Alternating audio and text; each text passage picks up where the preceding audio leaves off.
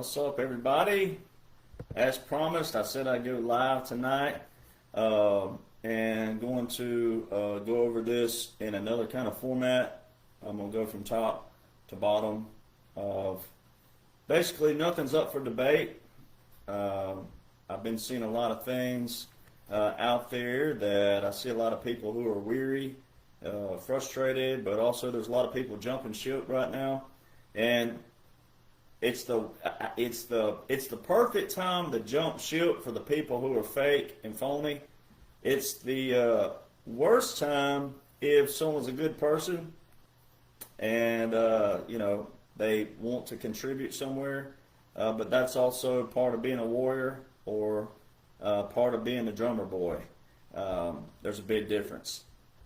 So I wanted to title this one, There's Nothing to Debate, because there is nothing to debate. At this point, August the 5th, 2025, nothing's up for debate.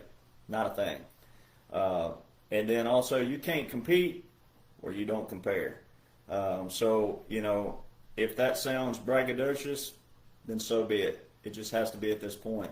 Some of us know what's going on because some of us have been put in this position to know what's going on. Veterans are not better than people. We're not better. We're just different. But we're also supposed to be keeping our oath. All right, the oath is not just an oath. It's not just raise your right hand and repeat after me. It's none of that. All right, it goes in depth to our foundation, our founders, the ideologies, the legislation, and what the Declaration of Independence prescribed, not just described, but also prescribed. And there's too many people right now who are regurgitating stuff. They can't tote the weight. They can't break the news because they aren't the news. They're not official capacity, anything. All right? And it's an operation. It's a military operation. As long as the laws read that way, it's exactly what it is. All right? So there's nothing up for debate, especially if you're a civilian. If you're a civilian and you have a following on your page, you need to stand down. It's that old saying, lead, follow, or get the hell out the way. But if you think you're leading, you better know what the commander's working with. All right, there's so many people out there, because we're in a social media world, who have blown up and they have platforms, but that's where you, the people, have to strengthen yourself to know what's real and what isn't real, but also who is and who ain't. Well, there's a lot of moving lips out there, a lot of them. But I can dang sure guarantee you there's nobody has done what I'm doing. But I'm not doing it for myself. I'm following every single law put into place by President Donald John Trump. And once upon a time, he told every single veteran, what did he say? He told every single veteran to do what? Remember your oath. Now, a lot of veterans don't know what's going on right now. That's unfortunate. But if you focus on the negative and what ain't, then you're always going to be what? Negative. If you'll focus on who is and who's giving you all the tools to be successful, then you can know what's going on right now. You don't have to be a veteran to be a patriot. But where a lot of people are hanging up is because this is a military operation. It's a military occupation. It's a continuity government. It's a government in exile. It was a puppet government. It's unconventional warfare. It's irregular warfare. If you don't know any of that, that's where your IQ and that's where your knowledge and whatever else you want to call it, that's where it's going to stop. That's where the buck stops, as the saying is. So you can't, there's nothing up for debate at this point. It's also not a competition. This isn't about destroying somebody. It's not about destroying a platform. It's not about destroying somebody who's misleading people. It's not about destroying them. So it's not about debating them. If they don't know anything about military operations, military regulations, military anything for that matter, plus continuity government, plus the presidential action documents, presidential emergency actions, if you don't know anything about that, you need to keep your mouth shut. It's not up for debate. And you also can't compete where you don't compare. So I can guarantee you ain't read, studied, or nearly had any of the experience that I have. Not only the experience, but also my family. You forget, too, that my family, you forget about my lineage and my family. You forget about my dad, my uncle, my grandfather, my great-uncles, my great-grandfather, the Civil War, the Revolutionary War. I'm a son of the Confederacy, and I'm a son of the Revolution. So you forget about the lineage. This isn't just me living through me. This is me doing what a veteran's supposed to do, knowing everything about military operations, military occupation, military strategies, military tactics, special operations. So anybody out there that's wanting to create a fuss or trying to be a debater, you should have been around 3 years ago, first off. Second, it's not about a debate, but especially if you're a civilian, sit your ass down and shut up. All right? So there we go. The end goal is not about my team won or I won, and it's not about that. This is not a Republican-Democrat thing. Unfortunately, because we have Republicans and Democrats, and it was, unfortunately, more on the Democrat side and the liberal side of the corruption and the evil, it has to be that for the time being. But the end goal is not about my team won or your team won. This is about humanity. This is about destroying the swamp. It's not about destroying each other. It's about destroying the swamp. Well, you got to know what the swamp looks like. And that's why so many people are jumping ship, because they wouldn't know a wolf in sheep's clothing if it was their own child. That's why it requires special skill sets by special people with the intellect and the IQ to know what's going on. And a lot of these people, again, are showing their colors because they're jumping ship because their IQ has stopped. Their level of awareness and their level of knowledge has reached a dead end. So it's not about destroying someone. It's not about debating someone. This is a military operation. And those of us who know what's going on and have been called back voluntarily or involuntarily at whatever capacity we've been called back at, we have that obligation, not you. And you wouldn't want to be called into a situation where you don't know what's going on or know what to do. You would definitely panic. Most Americans would. That's why I love the Marine Corps' commercial. The Marine Corps have the best commercial when everything's blowing up in the background and they say, we run to danger while everybody else is running away. A lot of keyboard warriors think they would run to danger. No, you wouldn't. Or most of you would have joined the military if you would have.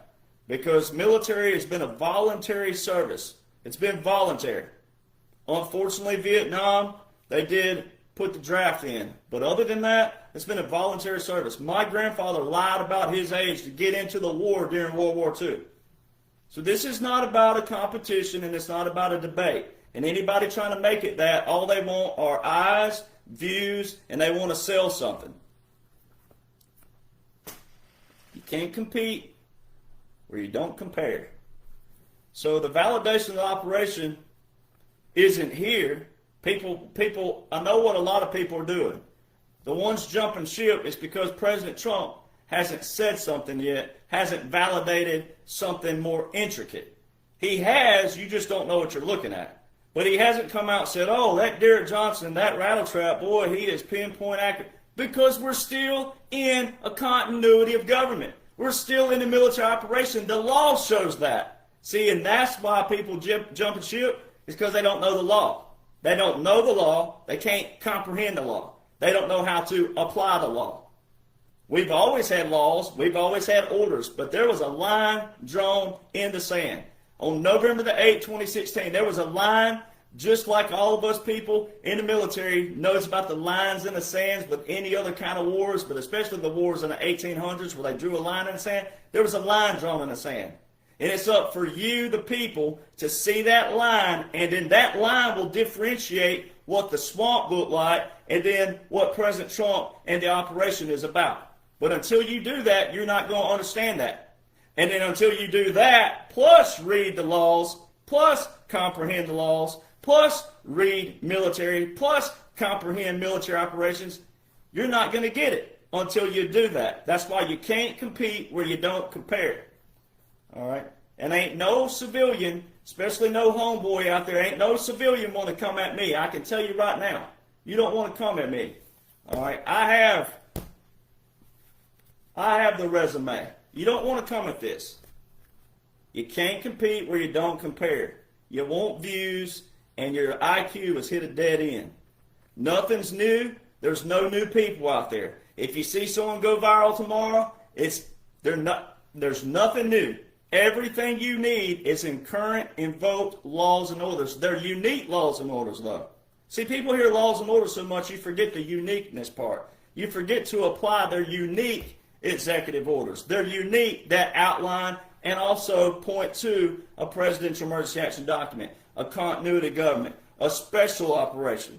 You hear me say laws and orders so much that unless you go read those laws and orders and comprehend those laws and orders, then you can't apply it. You can't make applicable what you don't want to apply yourself.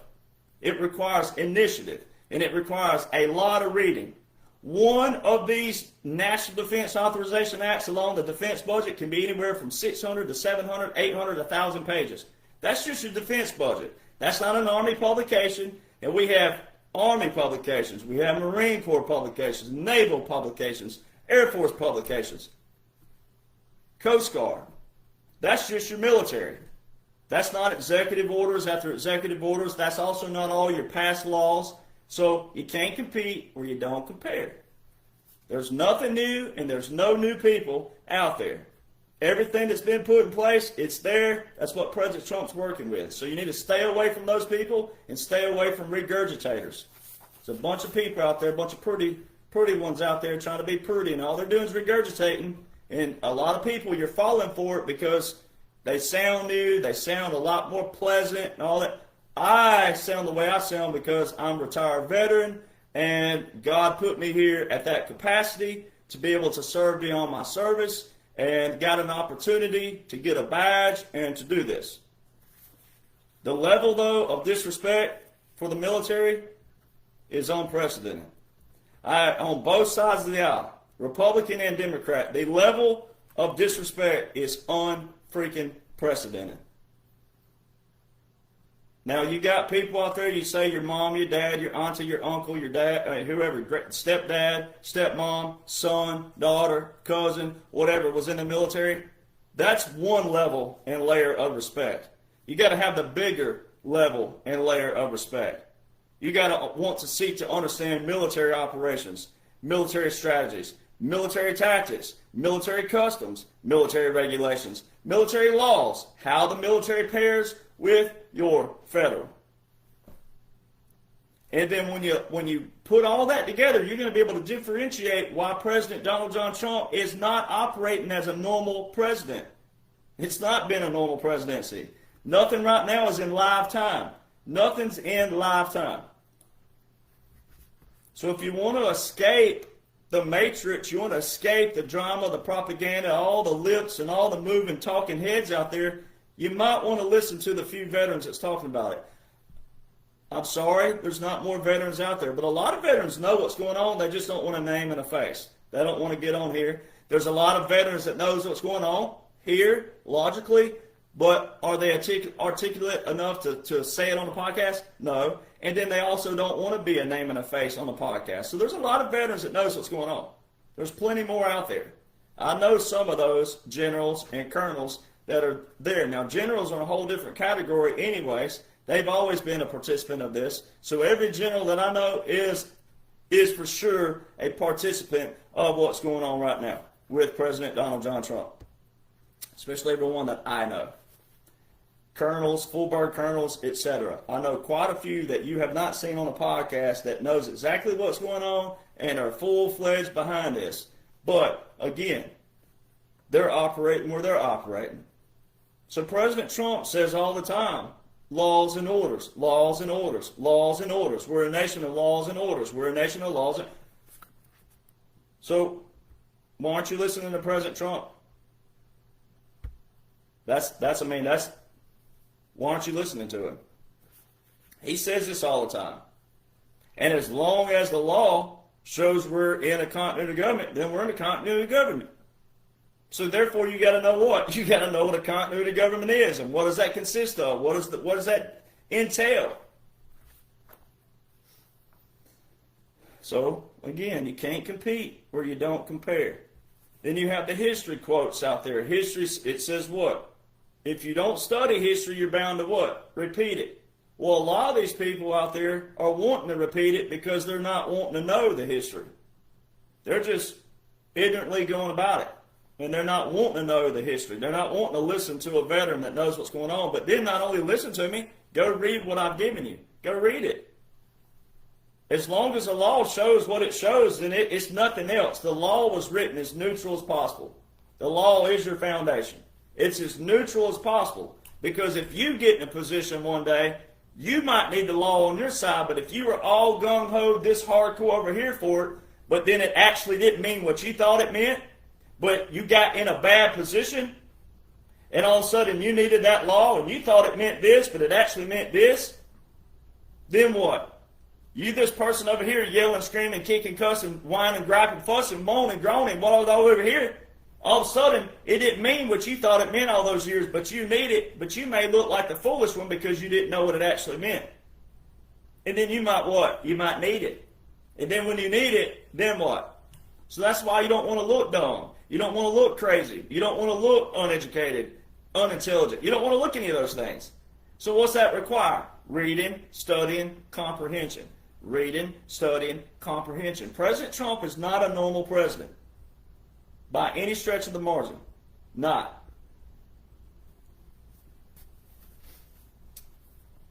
So let's do a timeline again. Catch up. June the 12th, 2015. The Law War Manual was reissued. They took multiple different law war manuals from different countries. They, meaning military lawyers and federal lawyers. They took multiple law war manuals from different countries, the strengths out of those. Then they took the Nuremberg trials, the Lieber Codes of 1863, the Geneva Convention, and one other, and put them together.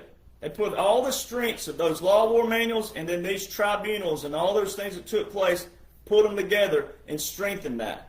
And put a new law war manual out 4 days before President Trump rolled down the escalator. And that's supposed to be a coincidence. February 2016, Obama said we're shutting down Guantanamo Bay. President Trump, same day, said no, we're not. And not only are we not shutting it down, but we're going to load it up with a lot of bad dudes. Tens of thousands. That's what he said. April and May. So April 2016. February, March, April. 2 months later. April. The Special Operations Command puts out a brand new unconventional warfare pocket guide. Guess who's taking that down from public view? Military. After who started bringing it to the table? Me.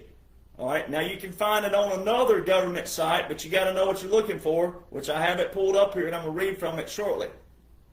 But the actual Special Operations Command, their publication, they've taken it down as of a couple months ago because of what you're about to see. All right, April 2016, Special Operations Command, which talks about government in exile, talks about assassinations being a special operation, certain things. It talks about all the different kinds of government in exile, shadow government, etc. All right. May 2016, out of nowhere, the United States Supreme Court, out of nowhere, Ginsburg, that crew, nothing to do with President Trump, all of Obama, all of Bush, Clinton, that Supreme Court, out of nowhere, May 2016, a month later, United States Supreme Court clarifying that military laws and courts are separate than federal laws and courts. Well, military, we've always known that. If you serve for the right reasons, we know military law is separate. The Uniform Code of Military Justice, the UCMJ, Title 10, Chapter 47. But you, the people, don't know that. Most of you didn't know that. So, what are they doing clarifying that military laws and courts are separate from federal laws and courts? Do you know where treason is tried? In military courts, not federal. November the 8th, 2016, President Trump. He didn't do that. He didn't do that on the first try as an outsider win the election. It's been a military operation from the start. Laws prove this. This is where, again, you have to have the IQ You have to have the initiative. You have to read, study, comprehend, apply. Too many don't do that, and that's why they're jumping ship too early. So let's get the ball rolling here. All right, so President Trump issued a number of executive orders straight out the gate, but there was one that you're seeing right now in the last couple weeks and the last couple months that's been really prevalent. He issued an order May the 15th, 2019, Executive Order 13873 about telecommunications. It has everything to do with mainstream media and media, news outlets, news reports, etc. All right. Now, some things you've seen are distractions. Some things were meant to be a distraction piece. Some things are. That's where you got to know military operation, military occupation, continuity of government. If you don't know those three components alone right there, but especially some unconventional warfare and irregular warfare, then the rest ain't going to make sense to you. Because there's certain war powers that a president has that's not applicable to a regular constitutional president. So he established this executive order straight out the gate, May 15, 2019, about telecommunications. And you're just now seeing the effects of that now in August and July of 2025. We're going to talk about that in a minute. But that's key to set up December the 20th, 2019.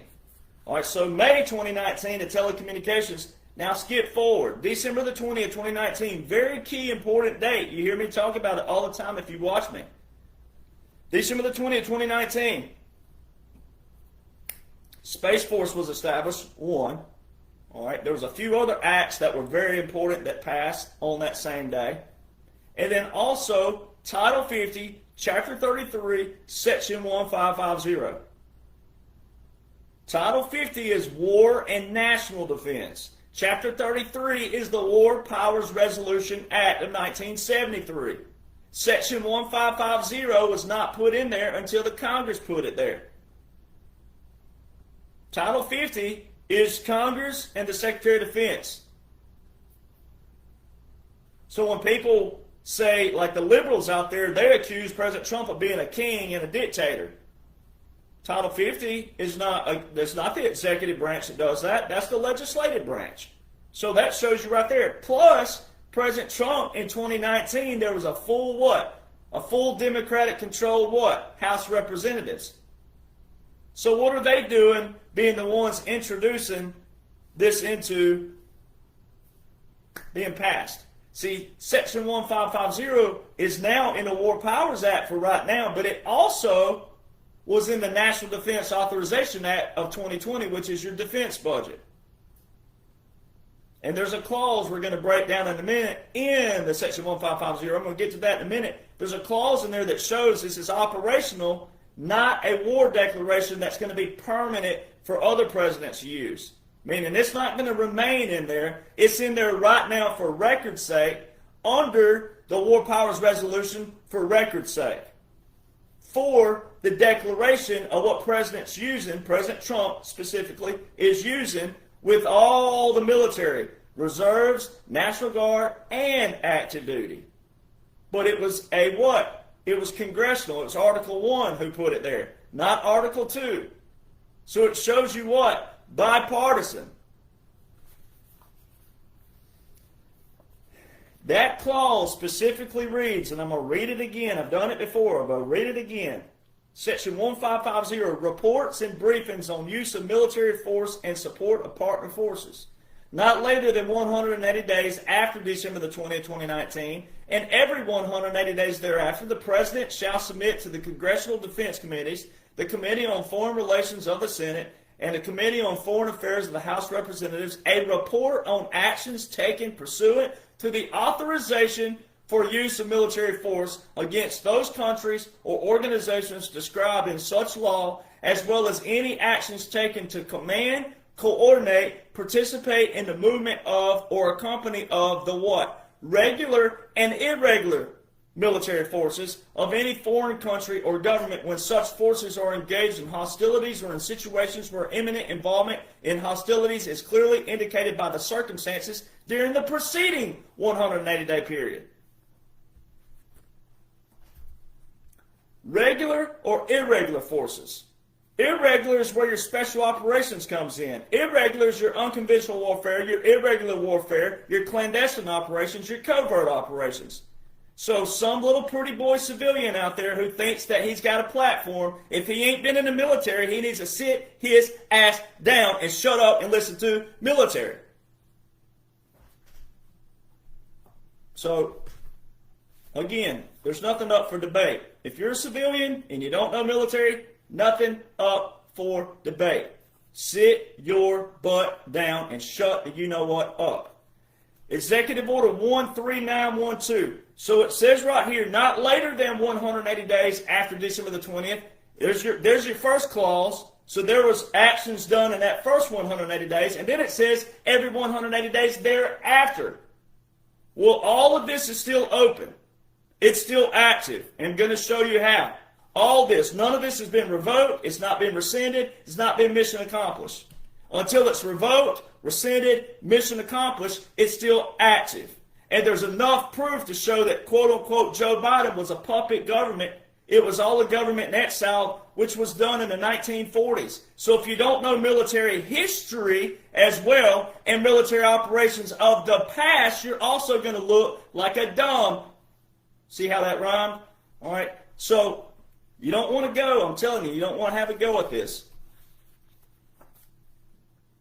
In the first 180 days, you heard all the chatter back then, if you'll remember, 2020, you heard all the chatter about President Trump doing what? Terminating the Constitution. Wrong terminology. It's suspending the writ of habeas corpus, which is Article 1, Section 9, Clause 2 of the United States Constitution. It's just called the suspension clause. The president can suspend the writ of habeas corpus, all right, which is invasion or rebellion of public safety. Which then, when you do that, that means you're going into a military operation, a military government, a military occupation, and continuity government, because that's one of the key components of a presidential emergency action document, which expands the powers of the president if and when needed. Established by whom? President Eisenhower. The continuity government and a presidential emergency action document go together. You don't have one without the other. They go together. And when you have evidence of those, then you have those. So you need to learn those and know what those are. We're still in a partial continuity government on August the 5th, 2025. We're still in one. By law, a partial, which means that not only has it been a priority, but it's winding down. So if you're a good person, you probably need to shut up. See, if you're a good person, you want to salvage your platforms out there, whoever you are. If you got numbers out there, if you're a good person, you probably want to shut up and listen to military, because I'm here to help you. I'm here to save you. All right? Might want to listen. In that first 180 days, there was talk by the mainstream media, which is a distraction. It got all the liberals chirping out there about termination. You don't terminate it. It's a suspension clause. It's in the United States Constitution. Again, Article 1, Section 9, Clause 2. So you need to go look that up. Read the Constitution. On March 23rd, there was an article in particular about President Trump installing a general. You don't install a general. So see, that was a disclosure, a soft disclosure, but it was also a distraction piece in another way, depending on how you read it. Depending on who you are and how you read the article, if you even saw the article. Most people didn't even see it, but it said termination, but it also said install a general. You don't install a general. They're there by rank. They've ranked up. They promoted up. You don't install a general. You don't have to install a general. You would command a general as the executive branch chief executive officer of the executive branch. You just say, hey, do this, Raising Cane. I want you to do this, Raising Cane. Do this. Do that, General Flynn. Do this, so-and-so. Do this. That's what a general's there for. He's under the commander-in-chief. So that was March 23rd. 4 days later, President Trump federalized 1 million reserve components to active duty. That order is still in place. It's not been revoked, hasn't been rescinded, not terminated, and also not mission accomplished. It's still active and open. That's how the military works. It's an executive order, though, meaning it's a presidential Title 10 order. Because in the Executive Order 13912, it tells you, Title 10, Section 12302. On March 30th, the whole world heard what they wanted to hear, and they didn't listen to President Trump. On March 30th, April the 4th or 5th, and April the 8th, somewhere there, he had press conferences. He said hydroxychloroquine and chloroquine. He never told you to take a vaccine by Johnson & Johnson, Pfizer, Moderna, any of them. He said hydroxychloroquine, chloroquine. He was taking the Bethesda, Maryland, to a military base. Guess what military hospitals are? Separate from federal, separate from corporate, separate from the civilian sector. Military hospitals have our own what? Military personnel. All right? And he told the whole world, try hydroxychloroquine, chloroquine. Z-Pack if your heart can take it. Who didn't listen to him? About 78% of population from what the numbers show. All right, you didn't listen to the man. Now, he couldn't tell you what to do, and we couldn't tell you what not to do. He said, try this. Just give it a try. Because at any one point the president tells you to do something, then he's a dictator if it went wrong. If he don't tell you to do something and it goes wrong, people are going to blame him. That's not his role. That's not his duty. That's not his obligation. You have your body, your choice. And remember 2019, all the rallies out there? My body, my choice. Well, you got it. You got it. You made it. Now stick to it. And shut up, because we're tired of hearing about you out there. You made your choice. You made your decision. Now shut the you-know-what up and live your life. All right? You made that. You didn't listen when you were supposed to listen. You didn't stand your asses up when you were supposed to stand up, and you're getting everything that you asked for because you won't listen. You won't listen to people who know, and you want to be some mouth out there. The influencers want to be a mouth, want to be a face, want to be that, tote the news, break the news, but you don't even listen to the commander. So when you wonder why someone like me looks like I have an attitude, it's because I don't have sponsors. I don't have endorsements. I don't do this for any of that. I have what God gave me. Keeping my oath as United States retired veteran. That's simple. I follow the oaths, and also I follow all the laws and the orders of my commander-in-chief of what he's put into place and what he's crossing the T's and dotting the I's to that you don't want to freaking read and go comprehend.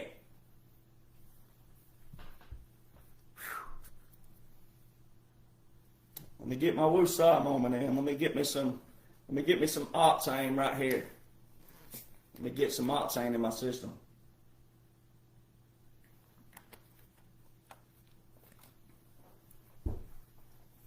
He told the whole world.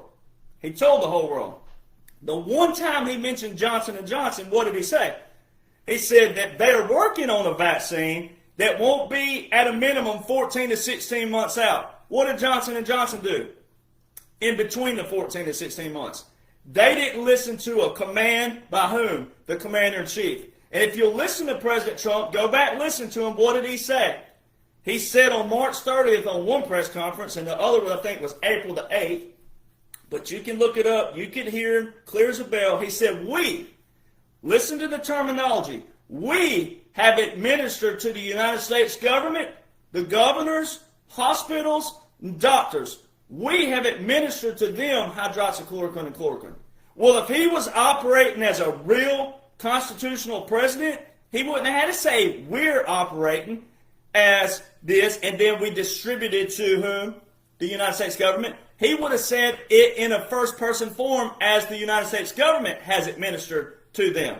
He told you right out the gate, we're not in a regular constitutional presidency. We're a military government, military occupation, military operation, continuity government. And the laws already show this. Presidential emergency action documents are draft classified, but when you can see everything else around them, you can know that there are PEDs in place by President Donald John Trump that made him a wartime supreme commander, the same as Eisenhower was at a different capacity. It's because people haven't seen this because you haven't seen it before at this capacity. It's a unique, strategic, special operation. Executive Order 13919, April the 30th. Shortly after, President Trump gave a direct order to the Secretary of Defense to federalize the selective reserves to active duty. Which selective reserves are like 100, 200 at a time. But a lot can get done with a soldier. A lot can get done. A lot of people don't realize that. In the second 180 days of December the 20th, 2019, Title 50, Chapter 33, Section 1550, in the second 180 days, Executive Order 13961, December the 7th, 2020. Executive Order 13961 is also called the Federal Mission Resilience Strategy. That's the invocation of continuity government right there. In December 2023, skipping ahead really fast, in December 2023, there's a federal continuity directive put out. Continuity manager. Guess what's referenced all over it? December 2023. Who would have been the quote-unquote president to the world of sleepyheads out there that don't know the laws and orders? Quote-unquote Joe. Continuity manager. December 2023. Executive Order 13961. All over this continuity management. Federal Mission Resilience Strategy. Hasn't been revoked. Hasn't been rescinded. Hasn't been terminated. It's still active. 3 days later, Executive Order 13963. December the 10th, 2020 is the most recent and the last, or the last and most recent, however you want to hear it. It's the most recent order of succession within the Department of Defense. Every president, except for quote-unquote Joe Biden, has had an order of succession within the Department of Defense. In the Department of Defense directives, Department of Defense instructions, all those. Executive Order 13963. You got to know about the Department of Defense. The order of succession, if the president were to die, then that Secretary of Defense will be acting in its capacity under the Vice President of the major order of precedent, as when a president dies. On the bigger order of precedence, and then there's an order of succession within every department. So if the Secretary of Defense was killed and the president was killed, then it goes to the Vice President and then the person that they name up under the Secretary of Defense. Maybe the Deputy Secretary of Defense. It depends on it depends on their preference. Got to go read the order of successions. Also in December 2020, so following the footsteps here, December the 14th, right in there, when the electoral votes were supposed to be put in to get ready for January the 6th, President Trump, he's never lived in Texas, not one time. President Trump filed through the state of Texas to the United States Supreme Court against the 7 battleground states of 2020. So Michigan, Wisconsin, Nevada, Virginia, North Carolina, Georgia, and one other. Forgot who it is at the moment. Those 7 battleground states from 2020 were the same 7 battleground states of 2024. If you know anything about a battleground state before 2016, you would know they were always different because that's what the swamp did. The odds that the same 7 from 2020, from what people thought of the 2020 election, even though it was part of the operation, were the same in 2024. And President Trump back here in December 2020 filed through the state of Texas, through the United States Supreme Court, against those. And what did he win in 2024? All those battleground states. Did you not see that? He posted those. That's the only states he posted on his pages about winning those. Keep jumping ship, morons.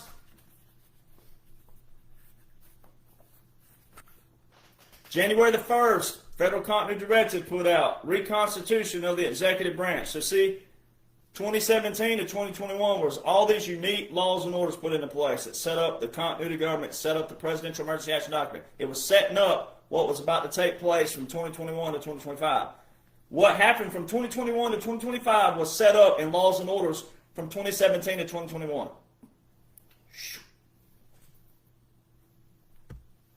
January the 1st, Federal Continuity Directive put out under the Federal Continuity Directive 1 and Federal Continuity Directive 2 from January the 17th, 2017 and June 13th, 2017.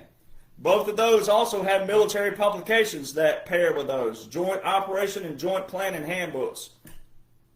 The January the 17th military Operation Book was put out the same day as the Federal Continuity Directive 1.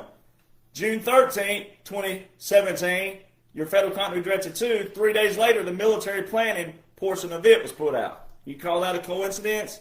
And I'm crazy and you want to debate me? I don't think so. All right? So, January the 1st, reconstitution of the executive branch, where they're telling you what's coming. Reconstitution means to put something back into its original state. So they're telling you the executive branch has never been in its original state for years. That's what reconstitution means.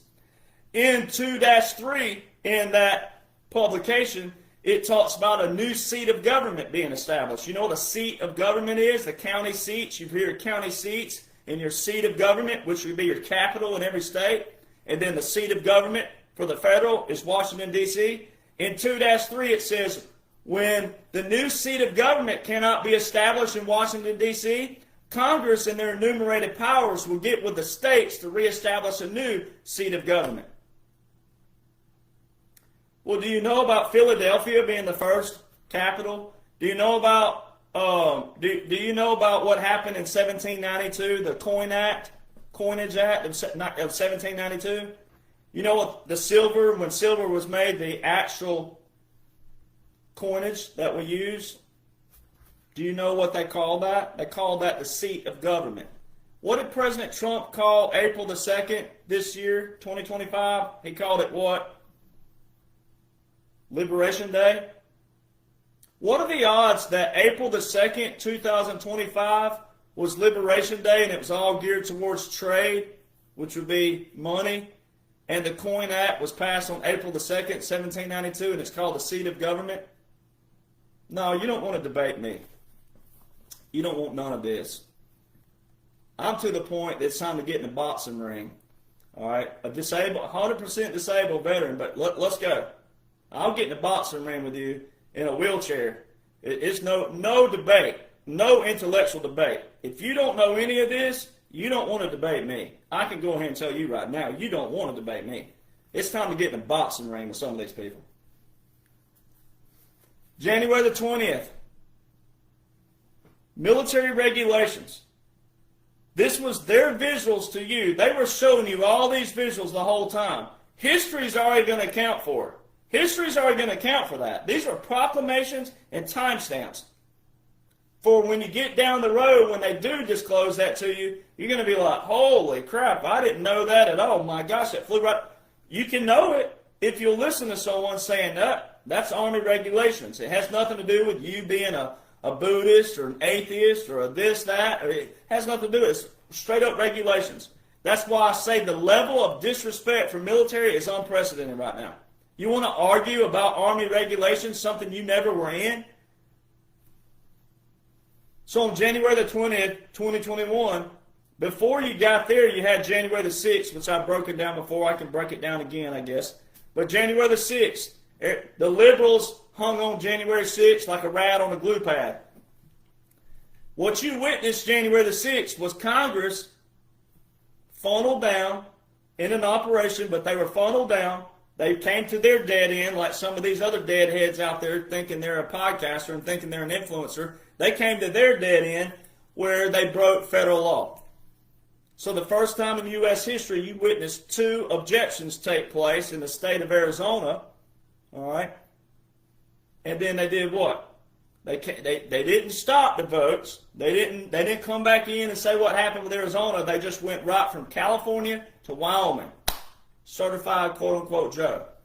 Title 3, Section 15 of the Codification of the Constitution says that no votes are to be disposed of until the objections are disposed of. No votes, meaning don't move from California to Wyoming. Don't vote from here to here until those 2 objections are disposed of. They didn't dispose of those, as what the Constitution says. So the whole world witnessed Congress break Title 18, which is federal law, Title 18, Sections 2381, 2384, 2385. Most of those are seditious acts to overthrow the government. That's what you witnessed. It was a continuation of 2016 of their coup, what they call the coup. Now, a lot of that was theater, But at the same time, for the people who just can't wrap their minds around special operations, unconventional warfare, irregular warfare, then they still witnessed the breakage of that. So however you want to look at it, you still witness what you witness. So it don't matter what side of the fence you want to sit on, you still witness what you witness. Then you move forward to January the 20th. Right before that, President Trump had a speech. He told the whole world that what was going to be happening in the weeks moving forward. He never put a cap on it. He said in the weeks moving forward. He left it open on purpose like that. He said in the weeks moving forward, your great, great, great, great, great, great grandchildren would live to talk about this day. Your great, great, great, great, great, great grandchildren are going to talk about an old white man, 81 years old, that got 81 million votes and his whitey tighties sitting in his basement. That's another white man being elected? Come on. I mean, if that's what Joe Biden was, if Joe Biden got 81 million votes sitting in his whitey tighties in his basement, that wouldn't be no big deal. That wouldn't be nothing that my great, great, great, great, great grandchildren are going to talk about. Not that part alone. It's the operation. It's the operation. And that's the level of disrespect that people are showing when they say out there they want to debate somebody, because your level of intelligence has hit a wall. It's because you hadn't read, you hadn't studied, you don't comprehend. And you're disrespectful of the military, you're disrespectful of veterans.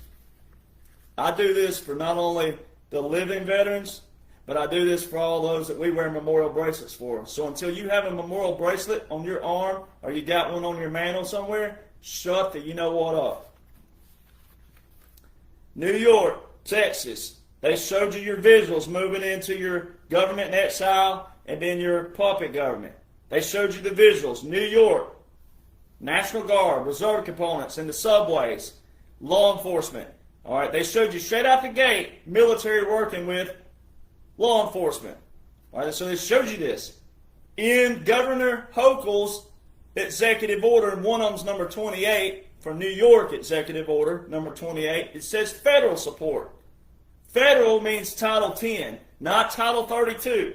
So all your cousins out there and your family members who say something about Title 32, if they don't know Title 10 or Title 32, or if they didn't look that up, Title 32 is not federal. That's state. Title 10 is federal. Title 10 is presidential. Title 10 is Uniform Code of Military Justice, presidential. Her executive order says federal support. You saw that in 2022 and 2023. Quote unquote, Joe Biden don't have a single Title 10 order in place for those military movements in New York or in Texas. Then in Texas, 2024. So skip ahead to Texas. You saw President Donald John Trump in Eagle Pass, Texas, and Del Rio, Texas.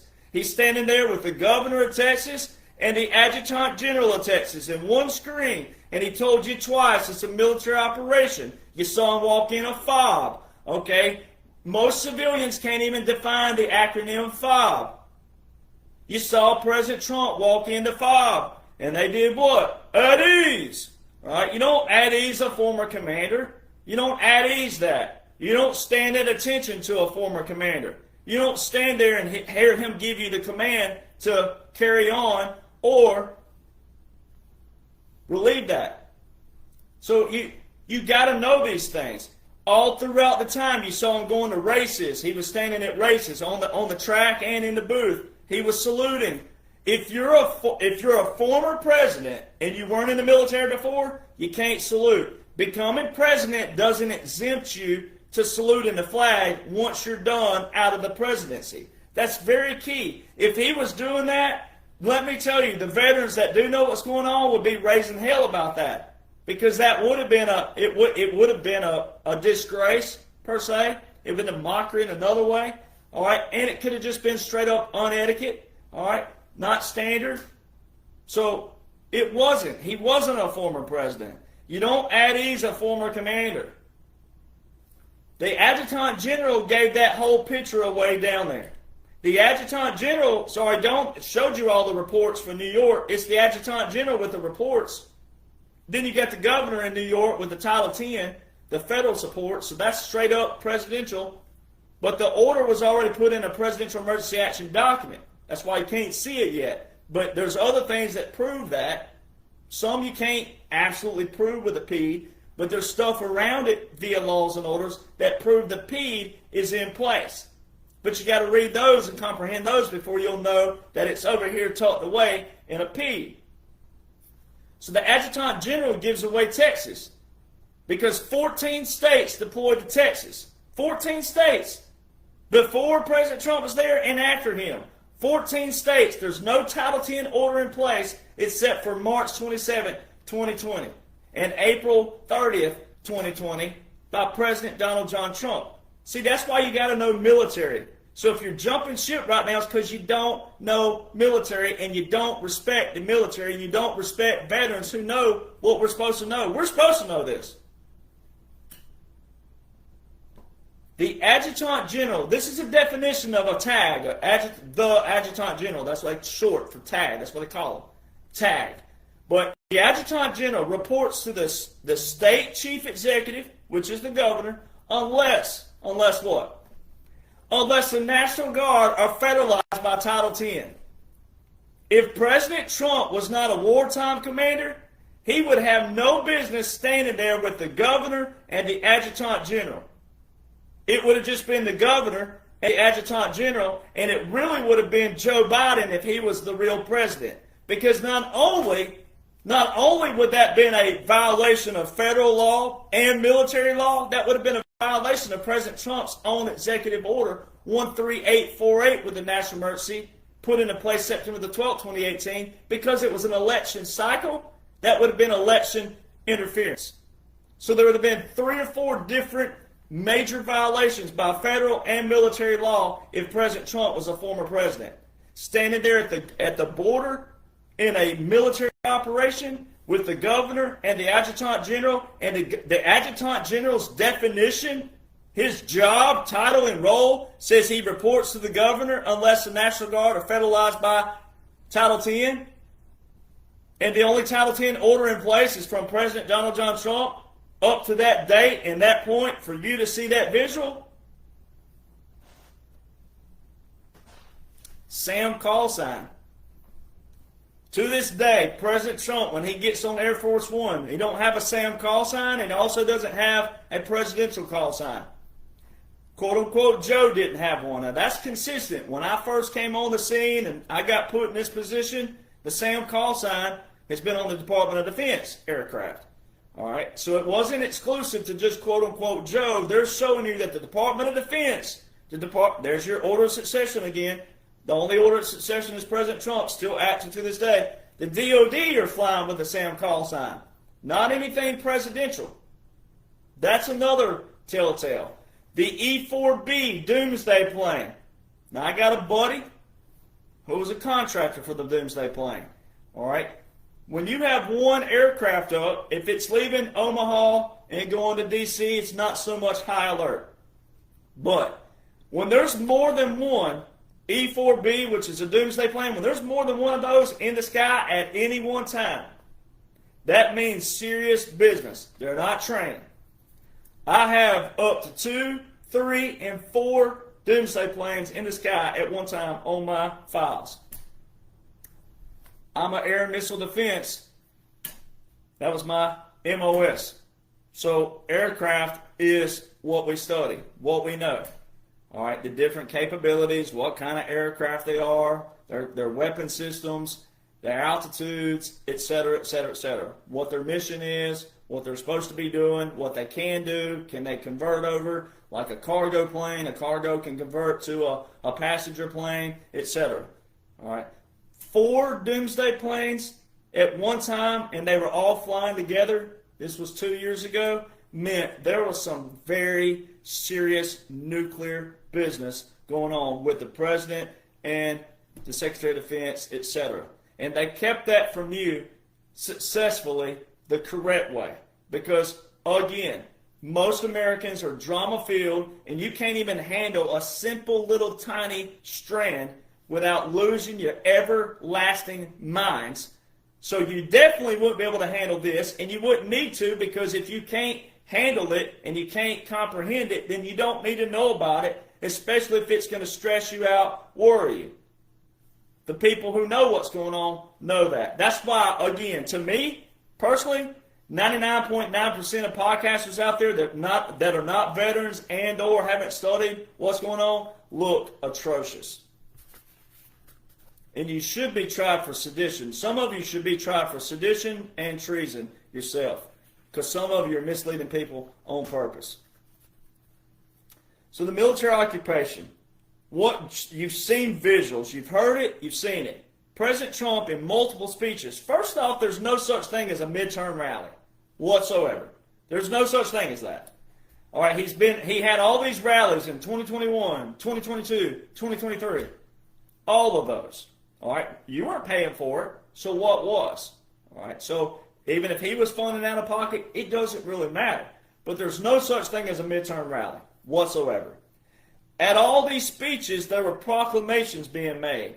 And all along the way, you nudged a little closer, little closer, little closer, little closer. And you had to know those nuggets, and you had to listen for those certain terms in there to see where we were. And it nudged, and it nudged. That's why so many people are jumping ship, because you're not cut out to be a warrior. You're not cut out to be military. That's why you're a civilian. All right, you're not cut out for it. All right, you're not cut out for this certain specific, unique, strategic, special operation. Because the laws read the way they read. And there's plenty of visuals there to show you. All the way up to this point in this video, there's enough visuals already to show there's most certainly a strategic special operation via a military government, military occupation, and continuity of government in place. So President Trump mentioned all these terms. He mentioned occupied country, white flag of surrender, puppet government, and capitulation. Now, they were all brought in different ways. He's verbally said about the white flag of surrender. He's verbally mentioned the occupied territory, which he calls an occupied country. The media has been using capitulation and puppet government. February the 18th this year, there was a reporter asked President Trump about Russia, about a capitulation and a puppet government. I'm the only person out there out of all the millions of moving lips that's talked about puppet governments. Because my grandfather served during World War II when they used the puppet governments. So most every person, when you hear people out there, well, why aren't more veterans backing you? Why aren't more people supporting you? It doesn't matter who ain't, that's negative. But two, most of the people who would be qualified to talk about the puppet governments of World War II, they're all passed away. The ones that are living are 95 years old to 105 years old if they're living, and they're not at the capacity to talk about it. So thank God someone like me listened to my grandfather and absorbed that, took it all in, and remembered that. That's also why I have books in here in my library, books that are in the 17 and 1800s of the history of the U.S., written at that time period, the history. So they didn't have what we have right now. That's the history of the U.S. up to that point and the date in that book. So thank God certain people listened and had the, the patience and the intelligence to put it in a chronological order in a book to pass it down where guys like me will read and study it. So that's why people look atrocious right now. That's why they look like they got their head so far up their butt they can look out like a hoot owl and all bent out of shape, but they're looking out their own mouth, hooting, and looking dumb and atrocious. I can't make you read, I can't make you study, I can't make you comprehend, and I can't give you the experience, and I can't give you what my grandfathers and dad and uncle and great uncle, I can't give you what they gave me. It's all here, and thank God for that. Thank God for it, because somebody needs to know what the hell is going on. And it just so happens to be me, one of them. All right, so the white flag of surrender. Remember Angela Merkel? Remember Angela? No one remembers her right now. I gave her the white flag of surrender. It's the white flag of truce negotiations, which is found in the Law of War Manual.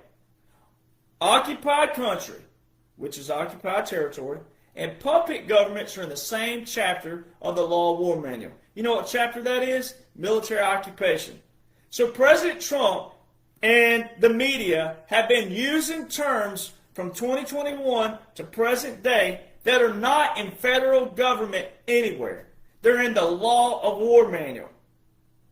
And then one of the main chapters is a military occupation, which accompanies a continuity of government. You can't compete where you don't compare. Occupied country, puppet government, capitulations, white flag of surrender, white flag of truce negotiations. White flag of truce and the capitulations are in the same chapter of their own. There's no coincidence for that. That's why you got to know these things. Unconventional warfare definition is to overthrow an occupying power or a government. It's a resistance movement. That's also found in your Special Operations Command, which I'm going to read that really quick. I'm going to read you an excerpt here to show you what President Trump's working with. This is why you got to know your military history. It's why you got to know your United States history. The military was established first. The Army, more specifically, June the 14th, 1775. 16 days later, the very first military law. They called them war articles back then. 16 days later, June the 30th, 1775. Do you know that 1775 comes before July 1776? Come on now. Should be pretty simple. Do you know when the Constitution was written? September the 17th, 1787? Pretty sure 1775 came before 1787. So our military came before the Declaration of Independence, the first, what they call the first Constitution, your Articles of Confederation, your Constitution, your Federalist Papers, and then the enactment of the Constitution on March the 4th, 1789. Military came first.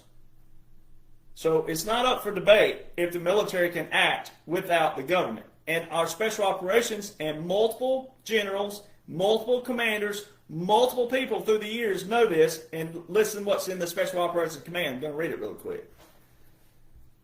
Most or all of the represented activities will be conducted by successful resistance or insurgency regardless of whether the United States government makes the policy decision to support it.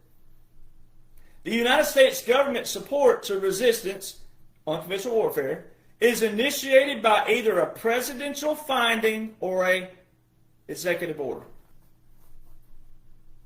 Well, you have executive orders in place. So it shows the United States government did participate. It did support the military operation. That's why it was a Democrat House of Representatives with the NDAA of 2020, which is where the Section 1550 in the War Powers Act, Title 50, Chapter 33. I mean, you can't, it's not up for debate. It's there. So those jumping ship again lack the military understanding and comprehension of special operations and unconventional warfare.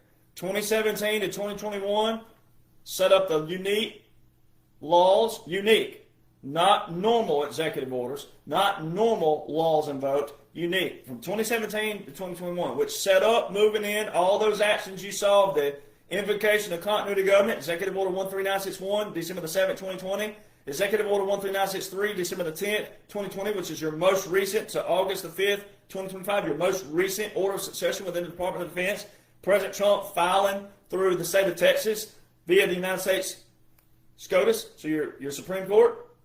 Then, January the 1st, the Federal Continuity Directive about your reconstitution of the executive branch, meaning we're going to take it and put it back into its original state. Congress breaking federal law right in front of everybody, January the 6th, 2021. The funeral service for quote-unquote Joe Biden. They didn't get that wrong. The oldest unit in the United States Army. Well, we were just talking about dates. 1776, 1787. Guess what unit came before that? In the middle. The official presidential salute battery. They're known as the 3rd Infantry Regiment, the Old Guard. 1784. They didn't get that wrong. The first time in United States history, the first time in U.S. history, 2 different sets of cannons were shown on January the 20th. 2 different sets. The first time in United States history, the cannons were shown at Arlington on January the 20th. 3 cannons at Arlington is a funeral service by regulations. 4 cannons, 21 rounds fired, is a 21-gun salute by definition. Arlington National Cemetery tells you that. So if you want to piss on my grave, that's what my will shows. Arlington National Cemetery. You're going to have to find me through all those stones up there, but if you want to take a poop on my grave or piss on my grave when I die, that's where you'll look for me. All right? But go to the Arlington National Cemetery.mil website. The 3-volley salute seen or heard at Arlington is not to be confused with the 21-gun salute. The 3-volley salute is a funeral. It's not that difficult. The whole world witnessed, quote-unquote, Joe Biden and monarchy have a funeral service. There was not a commissioned officer present, even if it would have been the real official presidential salute battery. They weren't. None of them were official whatsoever. The official presidential salute battery, 3rd Infantry Regiment, oh God, they're so pristine. Go look them up on YouTube and watch them. Their movements, their actions, everything about them is pristine and perfect. That's all they do. They're mortarmen. They're not artillery. I went to artillery school. They're not artillery. They're mortarmen. This is all they do. Day in, day out. Week in, week out. That wasn't them. And the media told you that the official presidential salute battery was with President Trump at Joint Base Andrews with the 4 cannons, 21 rounds. That, by definition, is a 21-gun salute. That's your honorable salute. Quote-unquote Joe didn't have that. He had the 3 cannons shown at Arlington, which is a funeral, and there wasn't a commissioned officer present. That is a breaking, a violation of Army Regulations 600-25. Army Regulations. None of the National Guard saluted the motorcade. All right, we always salute a moving flag and a commander-in-chief. That's always. There's been so much stuff they've shown you. There wasn't a review of the troops. If you go back and watch President Trump again, both times, but if you watch him this time especially, there wasn't a. He had a review of the troops. Joe didn't have one. This is all unique to the military. Unique. Quote-unquote Joe, first time in U.S. history, didn't get a ride into D.C. on Air Force One. The guy who got 81 million votes sitting in his whitey-tighties in his basement don't even get to ride in Air Force One to D.C. Man, if you were a liberal, you should be losing your mind over all that stuff. That's the stuff you should be losing your mind over. The Air Force, the DOD, no recognition. You don't have to recognize when it's a military operation, military government, military occupation, continuity government. But you got to know those. 2021 and 2025, that's what you witnessed. All those movements, all those things you saw, like I just named off from December, which is in that 180-day clause and the second 180-day clause of your December the 20th, 2019, which is over in Title 50, Chapter 33, Section 1550. All those moved you into the 2021 to 2025, which was a puppet government, government in exile. What do you find over in the again, Special Operations Command? Right here. Look at that. Government in exile. Names it, shows you the definition of it, guerrilla force, shadow government, shows you all these things. It's all part of operations. And then you read that again where it says, once again, most or all of the represented activities will be conducted by successful resistance or insurgency regardless of the United States government makes the policy the decision to support it. But they did support it. That's exactly what Section 1550 is, and a few other things that you've seen that Congress had to do, not the executive branch. 2025 to present day so far, it's been court this, court that, appeals court this, district court that, Sixth Circuit this, Fourth Circuit that, judge this, judge that, judge block this, judge. The judicial branch. So 2017 to 2021 was a resetting of the legislative. 2021 to 2025 was a resetting of the executive branch. That publication on January 1st, the reconstitution of the executive branch, that told you that. Here comes a resetting. Now you're watching the resetting of the judicial branch. The 3 branches of government. And guess what our founders did? They put them in that order on purpose. legislative, executive, judicial. Legislative branch writes the laws. Executive branch enforces the laws. Judicial branch interprets the laws. But they're only supposed to be up for interpretation if there's a discrepancy somewhere, somehow. But guess who these people work for? Us. We the people, as prescribed in what? The Declaration of Independence. That ain't what happened in the past 150 years after the Organic Acts of 1871 and 1878. That's not what happened. And it got worse and worse and worse, but that's not what happened. So it's a resetting of all that. They're not regular executive orders. Most of them are in presidential emergency action documents, and then there's some that I show you that are absolutely big and powerful. So President Trump on March, March 2025, up to that point when he said this, there were only 150 in the Federal Register and also on whitehouse.gov. Only 150 total proclamations, executive orders, and other actions. There were only 150. In March 2025, President Trump told you in a speech, I've signed over 400 executive actions so far. He wasn't talking about 2021 and prior. He wasn't talking about that. He said 400 from January the 20th, 2025 to March. It's not 400 there, which means they're in a what? The only other place they can be, a presidential emergency action document. And there's proof of that, even though they're draft classified. So now I'm going to break down 1550 again for those in the back. It says right here, codification, and it's in tiny letters. This is the stuff people don't read. Section was enacted as a part of the National Defense Authorization Act for the fiscal year of 2020, and not as a part of the War Powers Resolution, which comprises this chapter. It means that 1550 and the whole chapter 33, which if you click on it, it's got quite a few sections in it. It means this is not a section of amendment that's going to stay in the War Powers Resolution for future presidents. It means that that section 1550 and the actions of the military, the regular, irregular forces, and then what President Trump is reporting to the Congress, that is an operation. That's exactly what that's saying. So that also supports, again, it's a military government, military operation, military occupation, continuity of government. If you don't understand any of those, you're not going to understand any of it. All right? But that's what that's saying. Now you scroll to the very bottom of the page. It says executive documents. It says delegation of authority under Section 1285 of the National Defense Authorization Act for fiscal year 2020. Now this is where it gets fun. This is the cherry on the top right here, especially for those wanting to debate out there. You can't compete where you don't compare. Memorandum of President. Don't say memorandum of the President. It always reads this way. With any kind of memorandum, it reads this way. That's important. Memorandum of President of the United States, July 19th, 2021.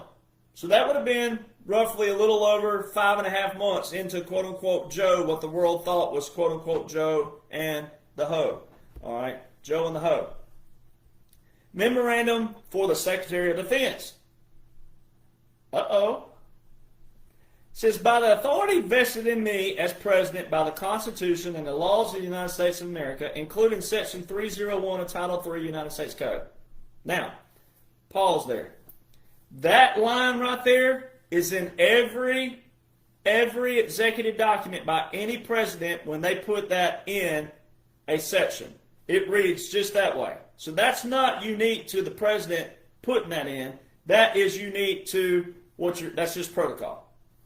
So it says, by the authority vested in me as president, not the president or the president, it says as president of the Constitution and the laws of the United States of America, including Section 301 of Title III United States Code. That's always there, no matter who the person is. This is where it becomes unique to the action, to the order, or the prescription, what I want you to do.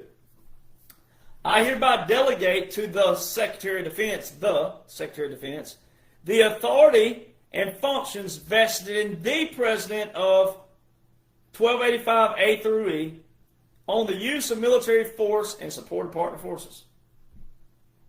Well, Section 1285A through E is Section 1550 because it tells you that in parentheses. I keep that out on purpose sometimes. So that right there is the first time any president has delegated the authority and functions to the Secretary of Defense of a president before them.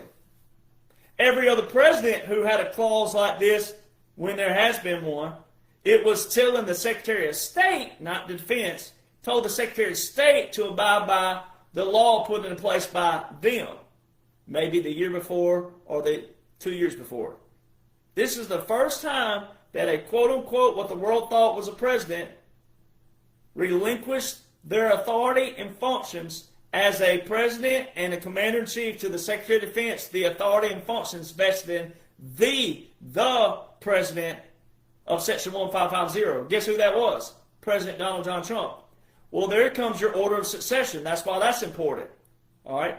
The order of succession in place right now with all your Department of Defense directives, your Department of Defense instructions, everything is President Trump. Well, the president has to die in order for the Secretary of Defense to be in an active spot with the vice president, but in a dire emergency, right? Because that would have been an activation of the DOD. President Trump ain't dead.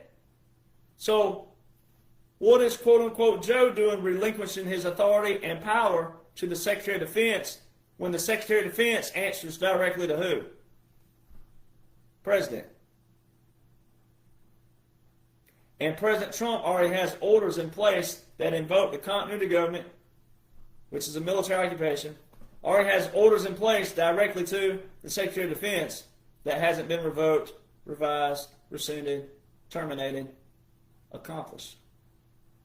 And the law shows we're still in a partial continuity of government. Therefore, all of your military government, military occupation, military operation, continuity of government, still active, still in place.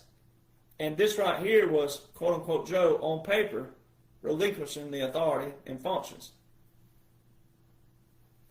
Now, your puppet governments that were active in the 1940s. The most popular with the U.S. was the Second Philippine Republic, where the president of the Philippines came to D.C.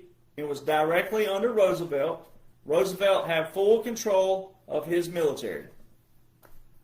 Japan installed, there's that word, Japan installed a faux, F-A-U-X, a fake faux president in the Philippines. The press thought he was real, and a lot of the people thought he was the real president. He wasn't. He only had control of civil affairs with the Japanese. The real president was with Roosevelt in D.C., and President Roosevelt had control of the Filipino military.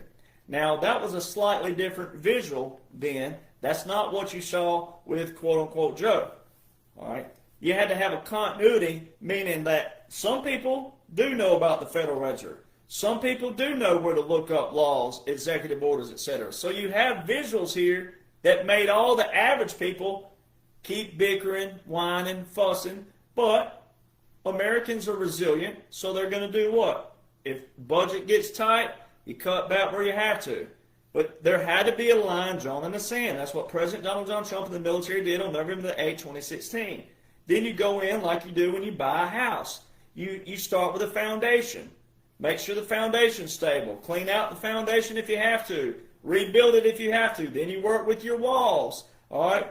Your pillars, your posts, your 2x4s, your 4x4s. Then you work on that structure. The roof. All those things. So you start with your high priority and you work your way down. So when people say, why are people dying, Derek Jonhson? What are you doing about it? What are you doing about it? Why are you complaining to me? What are you doing about it? Not a dang thing. But whining, bickering, and fussing because you don't want to read, study, comprehend the bigger picture, what's going on, and it's a top-down operation. It had to be a top-down operation because so many Americans can't even name the three branches of government. 68% of 345 million people can't even name the three branches of government. So I know you don't want to debate with me. You don't want to debate with me. You don't want to talk to me. I will make you lose your platform if you want to go there, if it's an influencer. But all you other regular people out there, you can't even name the 3 branches of government. Just name them. Don't even tell who writes the law again. Just name the 3 branches of government. If you walked up to someone at random on the street, say, what are the 3 branches of government? Crickets. But what do you feel about President Trump? Let's say if it was a liberal. What do you feel about President? Oh, no. Can't even name the 3 branches of government. So they have no idea what's going on lawfully. And it's a military operation. It's to clean out everything. It's to clean out all this stuff right here. It's not a my team won, my team beat you. It's not that. It's not to destroy people. It's a military operation. So you have to have a what? Level of respect again for what? Military. Military operations. Veterans that do know what's going on. Stop worrying about what ain't and who don't know and all that stuff. Stop worrying about that. So that's the breakdown of 1550. Now, if you go over to the 1962 PDF, which would have been right after President Eisenhower and them established the Presidential Emergency Action Documents and the continuity of government, it tells you straight out the gate. Now, this is active to this day. This is still prevalent to this day. So I'm going to read it one more time. The committee has been briefed on and has inspected certain important features of the National Military Command System. The committee's concern with the system has been limited to its relation to plans for the continuity of civil government and for the survival and effective functioning of the presidency during and after a nuclear attack. In peacetime, the Defense Communication System, listen, including leased commercial facilities, provides 90% of the federal government's communications capability. Under the conditions of a nuclear attack on the U.S., there would be virtually complete reliance on the defense system. But straight out the gate, your federal government, your Congress, Senate, House, etc., all your departments rely 90% on defense, military communications, for their communications. You don't want to go with a military person. I can go ahead and tell you right now. So, PEDS. Why all of a sudden, from 2022, 2023 to 2024, and present day, and one of those is Republican, all right? Now, what they're doing, this is a double, you got to listen double here. They're doing 2 different things at one time. They're utilizing what the swamp put in place in 1973 with the War Powers Resolution of 73. They're utilizing that in its operational capacity there, but they're also going to change it after this is all said and done. So it's using the deep state's own words and literature against them and cleaning out the swamp with their language and their literature, but then they're going to turn that and they're going to put it to where, like the national emergencies, right now there's a 2-year clause on a national emergency, meaning when it's declared, it has 2 years for resolution, or it can be continued. Now I'm going to read what one of the senators says right here. This is the Republican that President Trump has endorsed. I'm going to read just a few lines here. This is June 9, 2023.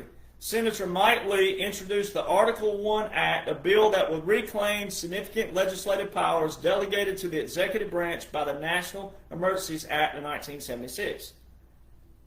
When Congress passed this act in 1976, it gave the President of the United States the ability to exercise unilateral power like a king. Now, there are more than 40 ongoing national emergencies that were never approved by Congress and have 0 expiration date. Now, you've heard me over and over talk about this, that it's not a national emergency after 2 years. When a national emergency has been continued for 40 years, 45 years, it's not a national emergency anymore. That's a money-making garb. That was a swamp with their deals, whatever they were making behind the table, their quote-unquote diplomacy, and them lying to you, and them gaslighting you. Well, the law reads this way, and you never went and did what? Read the law, study the law, comprehended the law because you thought a lawyer was supposed to do that? And I heard my whole life, well, that's what they get paid to do, sonny boy. It'll work itself out. Just let them do it. I've heard that my whole life. Did it work itself out? No, sure didn't, did it? It required a what? A military government, military operation, military occupation, and continuity of government. That's what it's required. You shouldn't want military in the civilian capacity. You shouldn't want it. But we're there because of this.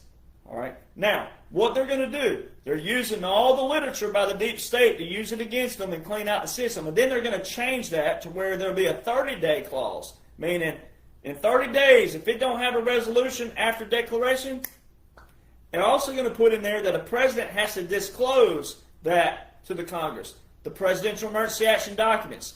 So all of a sudden, these PEDs, Presidential Emergency Action Documents, that most people have never heard of in their life, that expands the power of the president, established by President Eisenhower, that accompanies the continuity of government, all of a sudden these PEDs that no one's ever heard about is a hot topic with the Senate.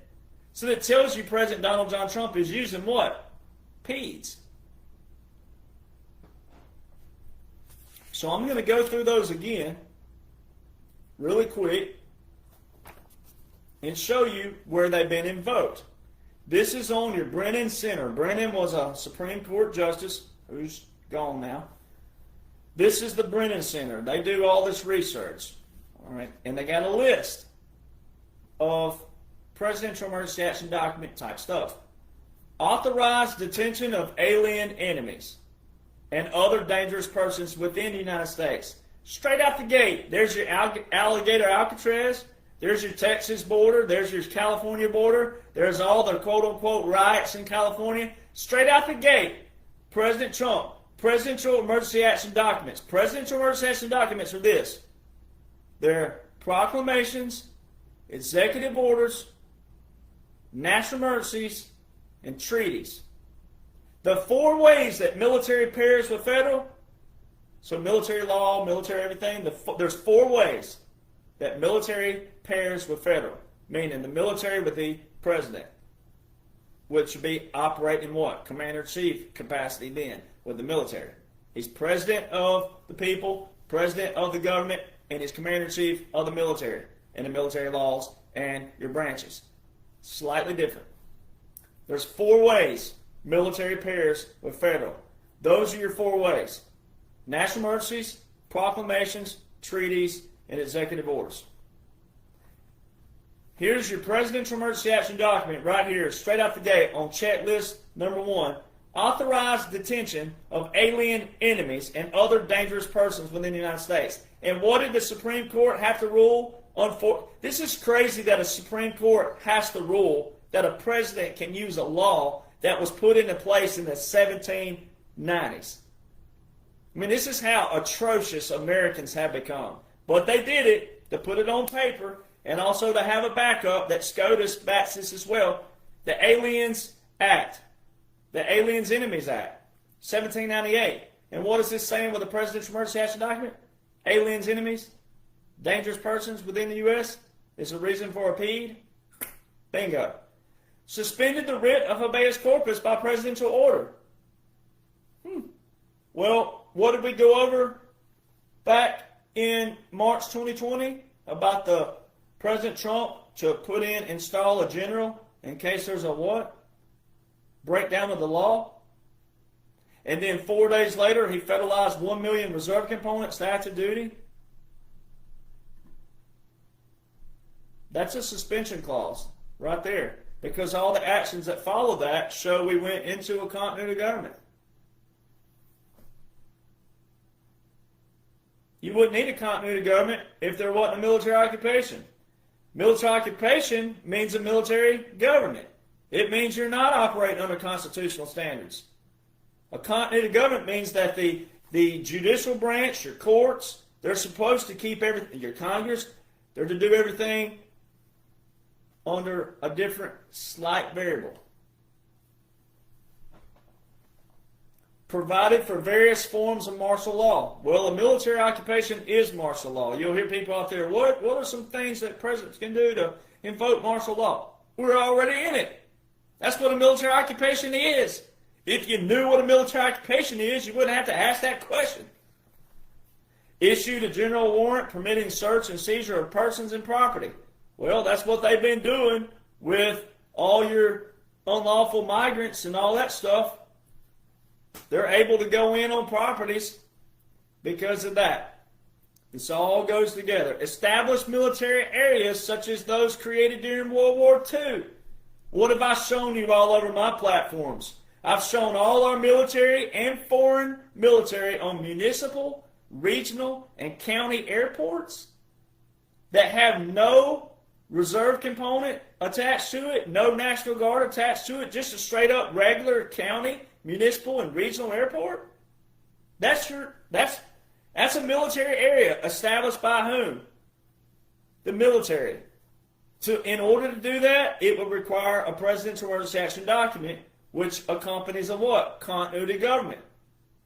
Well, you have visuals of that if you know what you're looking at when I posted those aircraft on county, regional, and municipal airports without military components attached to them. You wouldn't have a foreign aircraft, especially a helicopter. There were India helicopters in New York in rural areas at county airports with no military. A helicopter, which means they had to be what? Transported here. They're not training. Suspension, production of the Federal Register. They've been using the Federal Register. Authorized censorship of news reports. You've been seeing that over and over and over and over again. So AP, the Associated Press, President Trump's put out 2 different posts about that 2 different times that the appeals court has upheld the banning of the AP at Mar-a-Lago and at the White House, which also includes presidential travel. The AP, the Associated Press, appeals court. He hammered CNN. They're now out of their building, their big building they had in Atlanta. They're in a small little area, small cubicles. He destroyed them. All right. NPR, professional bull riding. I got that on my mind. NPR, PBS. He just defunded them. Just a couple of days ago, it's hit the news that they've been defunded. He started hammering them way back here in 2024 and even before then. Those are telling me what was coming. This didn't just start up this week. So all that is what? Presidential Emergency Action Document. Authorized censorship of news reports. Well, guess what that ties to? What codification? 47 U.S. Code, Section 606. That, you know what it's titled? 47 United States Code, Section 606 is titled War Powers of the President. He can suspend, he can revoke, he can terminate wire communications, internet, TV, radio broadcasting, news reports. You have all your visuals. There's nothing up for debate. It's not up for debate. You can't compete where you don't compare.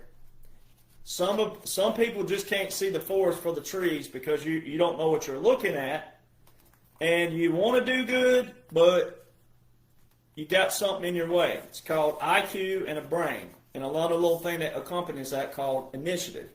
So why does the law read what it reads? See, the law is written neutral. That's why I tell people, be careful what you stand for, because you may be yelling over here one day, and one day you may be over here, and you're going to want the law to do what? Apply to you. So you might want to know what? The law. You don't have to be a lawyer to know the law. And before the 1870s, you didn't have to be a lawyer to practice the law. As far as like law school, you didn't have to have a law degree. You just studied up under a lawyer, and he says, hey, you got the IQ, you're smart at this, you can comprehend this, you're great at this, you want to practice under me? Yep. You didn't have to, there wasn't no law school. There wasn't no school, no bar exam, nothing like that. Think about that. Look at attorneys. They go 4 years, right, studying the law. The first year is the worst, as everybody can tell you. First year. Then they get to the end of that, and you got to take a bar exam to prove that you just did 4 years of learning that. That don't even make sense. That's the dumbest thing ever. It's the same thing with any other college. You go 4 years, then at the end of it, they make you take a test to prove that you just did what you did. But whatever. You know, maybe it's to make sure you weed out the idiots, right? Weed out the ones who were doing what? Partying and cram studying and weren't there for, which you should want a doctor to do. So, okay, let's do that. So why does the law read what it reads?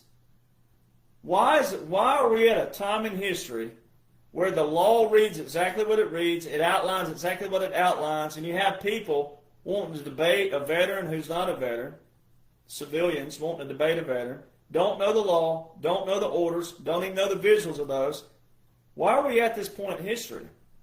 How did we get to a place of such disrespect for military, for the commander-in-chief, for the laws and the orders of what he quotes all the time, laws and orders, we're a nation of laws and orders. How do we get to a place where you want to debate someone but you don't even know it?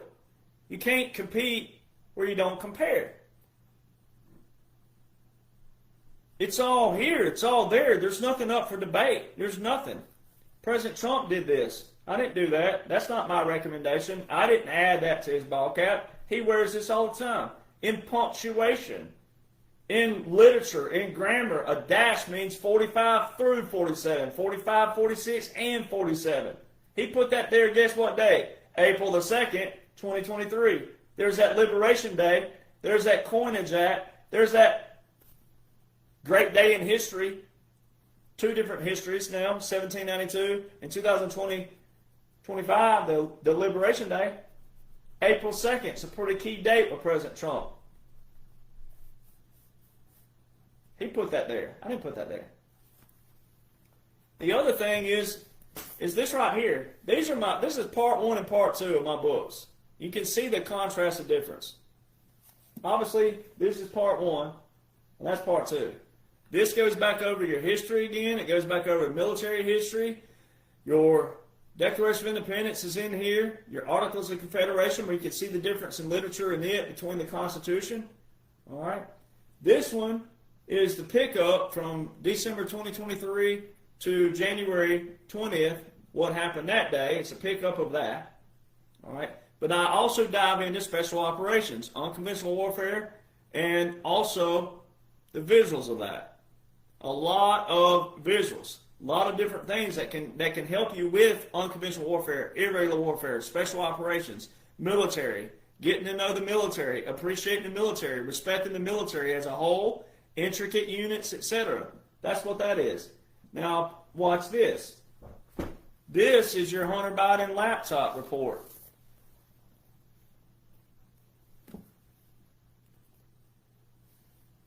This one, my book, is 596 pages. This is 636 pages. Both of these guys right here, they did this on their own. I think it's 2 or 3 of them off the top of their heads, but also with the laptop. My books are self-published, no ghostwriter. I wrote them all on my own. But I also, thank God, as a veteran, they're all what President Trump is using with his laws and orders. That's it. I'm doing what I'm supposed to be doing as a veteran. I'm sorry that other veterans aren't. But what you're seeing right now is a lot of hatred coming out. You're seeing people hating on Iran and Israel, especially Israel. There's a lot of true colors showing right now of people who are absolutely ignorant on Israel. What happened 60 years ago has nothing to do with right now in the present day. Everybody who's walking, living, breathing in the present, we only have the future ahead of us. The past, we got to learn from it, but we can't change the past. We can only prevent things in the future from happening. But all these people out there hating on Israel, it's true colors are showing, boy. Y'all got some true colors on Israel showing. Israel has been in our National Defense Authorization Act since 1961. President Trump hadn't started any wars. All these have been operations, strategic operations and airstrikes. Wiping out nuclear facility in Iran, all right?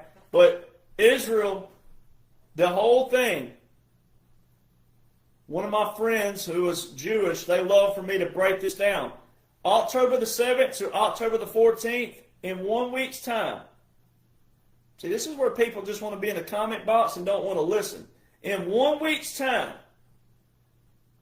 Romania, Bulgaria, Thailand, Japan, Argentina, Colombia, Tunisia, Nigeria, all your European nations, all right, Germany, Sweden, Norway, Belgium, Hungary, United States, Canada, New Zealand, Australia, Russia, Ukraine, India, all these nations, Thailand, all these people were in Israel in 1 week's time.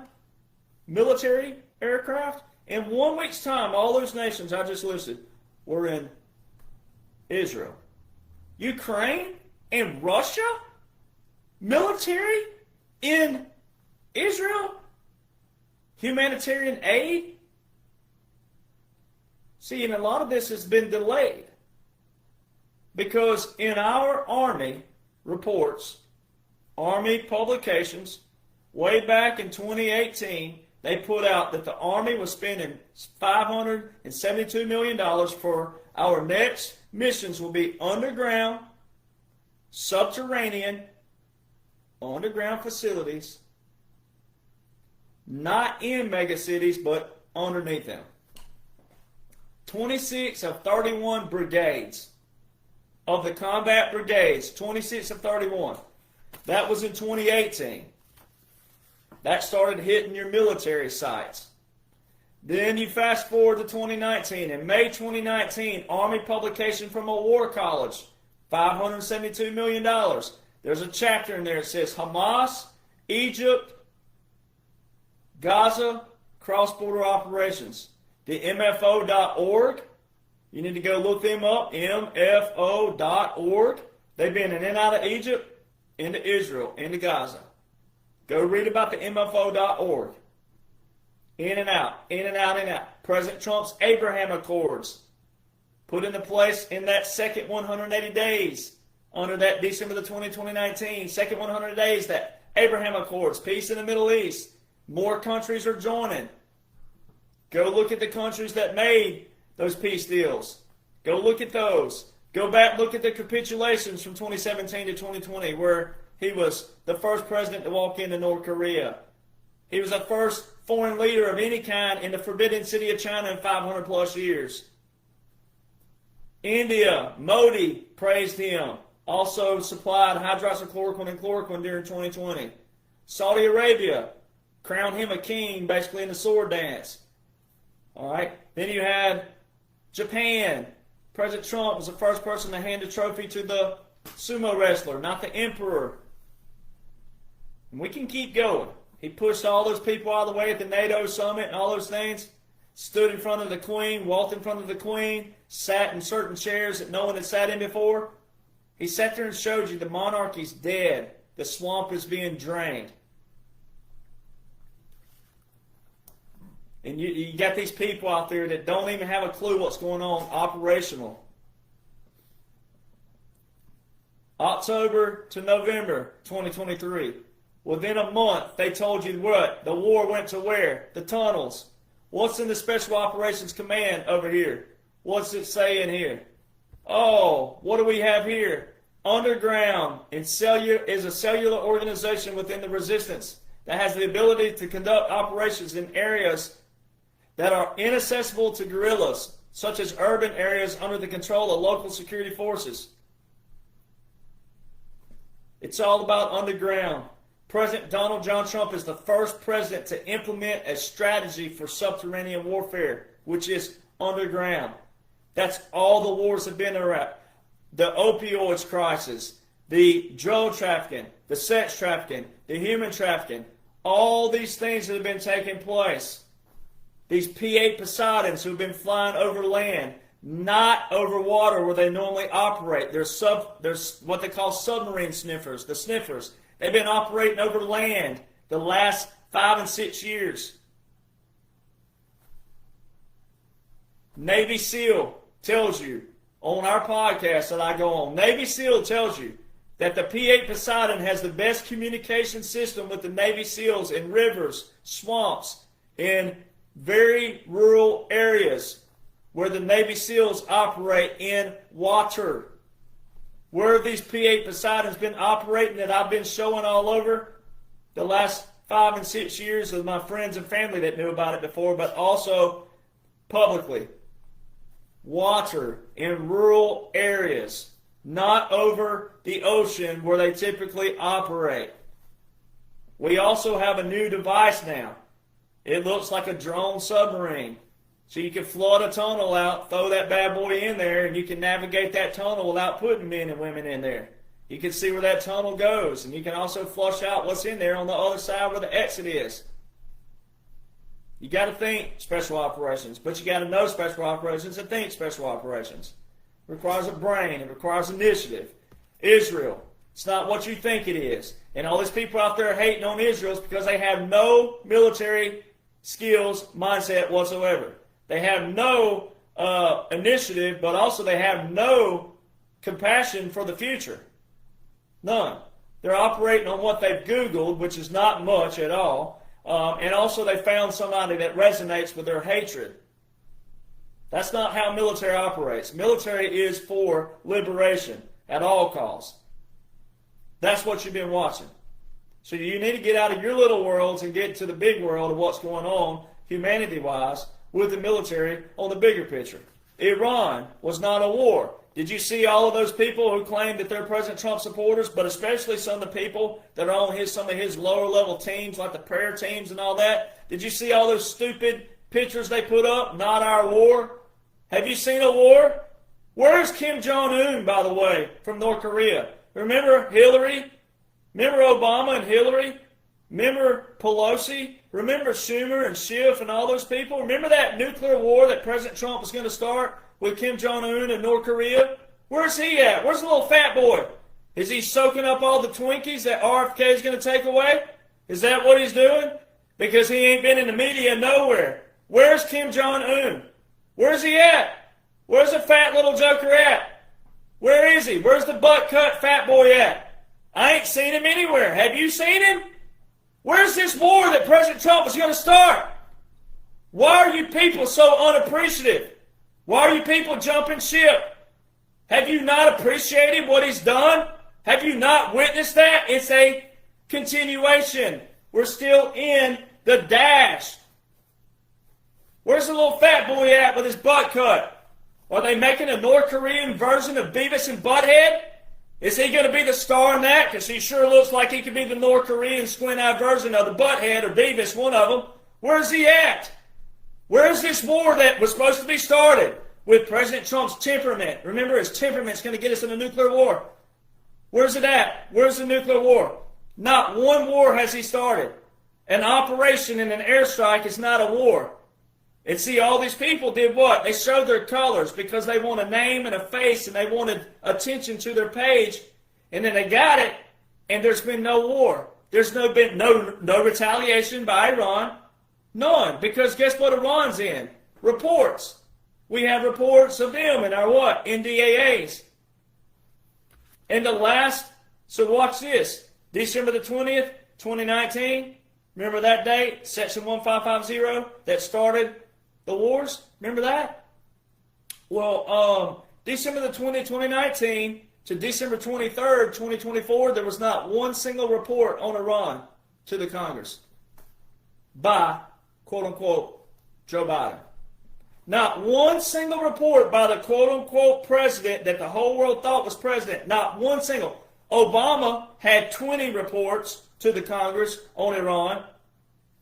President Trump had 4 reports from 2017 to 2021 to the Congress. From 2019, December the 20th, the key date of 1550 in the War Powers Act, from that date to December 23rd, 2024, there was not one single quote-unquote report by quote-unquote Joe to the Congress. Now, you're going to have your smart alecks out there that say, oh, well, December 23rd, 2024, that was still him. No. President Trump made a key post out there. And then also, Kamala and all them made key comments. All the media made key comments. They said, where's Joe? He's disappeared. Where did Joe go? Remember that? Media made the proclamations. Kamala and all those people, quote-unquote Kamala, all these people made the proclamation. Well, then you revert back to your executive documents, which is law. Executive documents where, quote-unquote, Joe relinquished all his authority and power to the president of 1550, to the Secretary of Defense, and to the Congress. So you see, there's no loopholes whatsoever. But you got to know the laws and the orders, and then when you see that and know all those, there's no loopholes. Everything is tidied up in every position, everywhere. There's no loopholes whatsoever. So Iranian reports, very key. So you watched an airstrike take place in Iran, didn't you? Well, there's a key theme with all that we're going to get to in the next little comment I'm about to make here. But I'm going to do that right here. I'm going to make a little note because I'm on my way out here. All right. Obama? What separates this? So that's why your national security strategy is very important. And the Department of Defense, quote unquote, Joe has not one order of succession within the national security strategy and your order of succession with the Department of Defense. The last national security strategy on the Department of Defense website is 2017. Now, we're in a social media world. We're in a technology world. It doesn't take from 2022 to 2025 that long for anybody who's a coder or tech world to put up a little tiny emoji of the PDF file and a link that goes to the 2022. They show that quote-unquote Joe has a national security strategy, which is actually called a national defense strategy, in 2022. Why isn't it on the DOD's website? Why is the last, to this day, national security strategy put up on the DOD's website from 2017? The laws show you why, but you got to apply why that. Also, before we get to Obama, the Logan Act. This is another example of where you can't compete if you don't compare. The Logan Act, President Trump on the 2020 debate. He said it was you, Joe. It was you who recommended the what? The Logan Act to Obama to use on General Flynn. So that would have been Vice President recommending the Logan Act, which is a federal law, Title 18, Section 953, federal law, to the President to use on their Director of Defense Intelligence Agency. But quote-unquote Joe, as a president, couldn't use the Logan Act, the same Logan Act, Title 18, Section 953, on a former, quote-unquote, former President, Trump, for meeting with 12 foreign leaders 13 different times from April 2024 to December 2024. If President Trump was a former president, he just violated the Logan Act, which would also violate Executive Order 13848, which would be election interference, because that was a what? Election year. So there was two laws that would have been broken right in front of everybody if President Trump was a former president. He's not. Because the whole world would have not been able to do what? Especially the world of MAGA, the world of President Trump supporters, the world of Republicans, the world of conservatives. They couldn't have done what? Oh, no it wasn't. Yes it was. Trump Tower, Mar-a-Lago are private establishments for the people who don't realize what they're in occupational capacity of right now. I know what they are, but if people don't, then they're private establishments. So why didn't the quote-unquote president, who was the vice president, who used the Logan Act against their defense intelligence, why couldn't the quote-unquote president, who knew about the Logan Act, use that on President Trump? You don't even have to talk about Epstein files to know that. They would invoke, by law, you wouldn't even have to invoke anything. If President Trump was in the Epstein files, if there is a file or a list or documents, whatever you want to call it, then they would have been able to open that up. So you don't even have to get in those arguments with people out there if you just simply know laws. 2021 to 2023, it was displayed to the public that quote-unquote Joe was the Democratic president. They had a Democratic House and a Democratic Senate. But he could not terminate one single tariff with presidential authority. First off, you don't need Congress. That is a presidential authority. You got to go look at the Trade Act of 1962 and the Trade Act of 1974. But it's all presidential. But even just for the sake of argument, he would have, quote-unquote, had support by whom? House and the Senate, because there was Democrat control. So from 2021 to 2023, but 2021 to 2025, Joe and the Ho couldn't terminate one single tariff. Not one single judge tried to block a tariff from 2021 to 2025. Not one single Obama appointed, Clinton appointed, Bush appointed, and Bush Sr. appointed. Not one single judge tried to block a tariff from 2021 to 2025.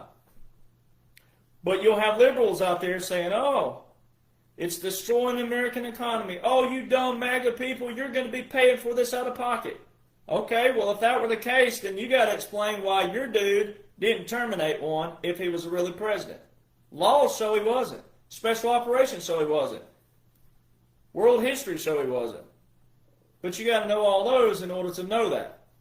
In military laws, military orders, military regulations, military customs, executive orders, proclamations, national emergencies, and treaties are not conspiracy theories. So that's tossed out the window. Then you got 8 national emergencies in 8 executive orders that, quote-unquote, Joe did not terminate from President Trump. Those are key executive orders. Those 8 executive orders, here's just a few of them. One's taking back the Panama Canal that they called President Trump a dictator on. Just a few months ago, he was a dictator because he was taking back the Panama Canal, and he was calling out the Chinese. Well, why would they be calling him a dictator when, quote-unquote, Joe continued that executive order just to pass over to President Trump on January the 20th, 2025? Here's a big red bow. By the way, we're going to call you a dictator and all these bad names, but don't worry about it. Just here's your laws back. Deporting the migrants. You got your executive order with Nicaragua in there. Then you have your Doge. Doge is in that part. You had, quote-unquote, Joe, who did what? Put Doge in the what? American Family Rescue Plan Act of 2021. He funded Doge. If he was president, he funded Doge in an act of 2021 when they had a Democratic House and a Democratic Senate. That's even more hilarious. For the people who thinks it was real, a Democratic House, a Democratic Senate, and a Democratic president and a Democratic vice president did what? Funded Doge. The money's there. It's all there. So, you get to choose. I know what it is, but if you don't. Then you have your executive order of the national emergency for the telecommunications, which is the one that's banning all the Associated Press, banning CNN, banning MSNBC, banning PBS, banning NPR. That executive order from May 15, 2019. All these were continued to hand right back to President Trump. And then your election interference. That one really makes no sense. Really makes no sense. All right, so Executive Order 13848 is the one that actually shows you your presidential emergency action document is a fact, no debate, no arguing, nothing. Executive Order 13848 with a national emergency, election interference.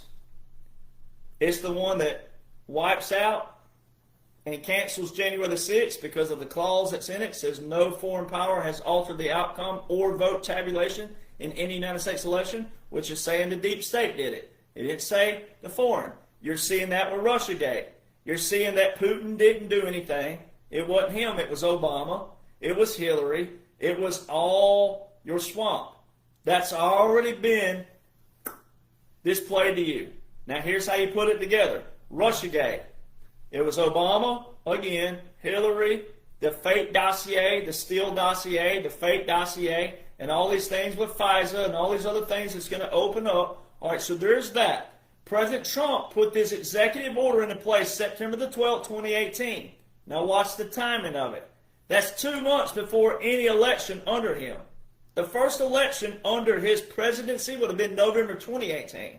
So this executive order with the national emergency was put into place 2 months before that. 2 years and 2 months before 2020. That clause in there, no foreign power has altered the outcome or vote tabulation. Outcome means overall. Vote tabulation, that terminology is January the 6th. January the 6th is when we tabulate our votes for the Electoral College.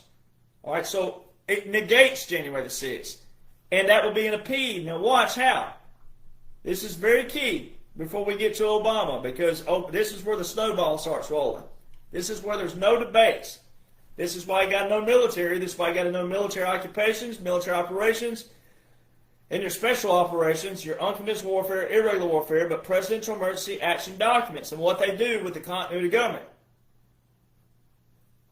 Executive Order 13848 was 2 months before any election. In November 2018, November 2020, November 2022, and November 2024, on National Guard military official sites, they will show you, and if you Google it, the AI version will tell you now, that the military were deployed to the polls on 2018 election, 2020, 2022, and 2024. Nowhere before in history have they been deployed for the polls. Not at this capacity whatsoever. The only way the military can be at polls are on federal official duty. Title 18, Section 592 tells you that the troops cannot be at the polls unless they're on official duty. There's a fine for that, because if a troop was out there in uniform trying to persuade you to vote, or try to coerce you to vote, or try to coerce you not to vote, or to push you away, or to detain you falsely, all right, and you thought, oh, they're official, I must be in trouble, and they did something not under official authority, then they're doing what? Violating federal law. That's why you got to know the law. So the National Guard were federalized for official duty. The National Guard.mil websites show you this. But guess what's not there? There's not a Title 10 order in place. Not one Title 10 order in place from January the 20th, 2017 to November 2018 for those military movements. That means there's only one location that a Title 10 presidential federalization order could be. Only one location. You sure you want to debate me out there? There's only one Title 10 area it could be. There's only one location it could be for that Title 10 order. Presidential Emergency Action Documents. That's why the Senate has all of a sudden, in 2022, 2023, 2024, have taken to amending the Presidential Emergency Action Documents and how they're reported. They want them reported to the Congress, because as of right now, PEDs are only between the President, the FBI, the DOJ, and a few key people, but especially the military, as of right now. The national emergencies have a 2-year clause on them, meaning they'll terminate in 2 years if they're not continued. Continuation requires pen, paper, president. So they also want to make it to where a national emergency has a 30-day clause on it, not 2-year. So that's the double operation. They're utilizing the operation as the law sets and set, but then they're going to change it whenever President Trump is done. That way no president can invoke anything, but especially a national emergency, and let it run for 20, 30, 40, 50 years. That was the violation of the law by the swamp. So they're using what's open as the clause by law, because you have to. You couldn't have any loopholes with this operation. But then they're going to change that after all this. But as of right now, what proves absolute proof, nothing for debate. If you don't understand it, don't comprehend it, then you don't need to be talking, moving your lips out there. This is a military operation, especially if you're a civilian. It's not saying you can't be smart, you can't know.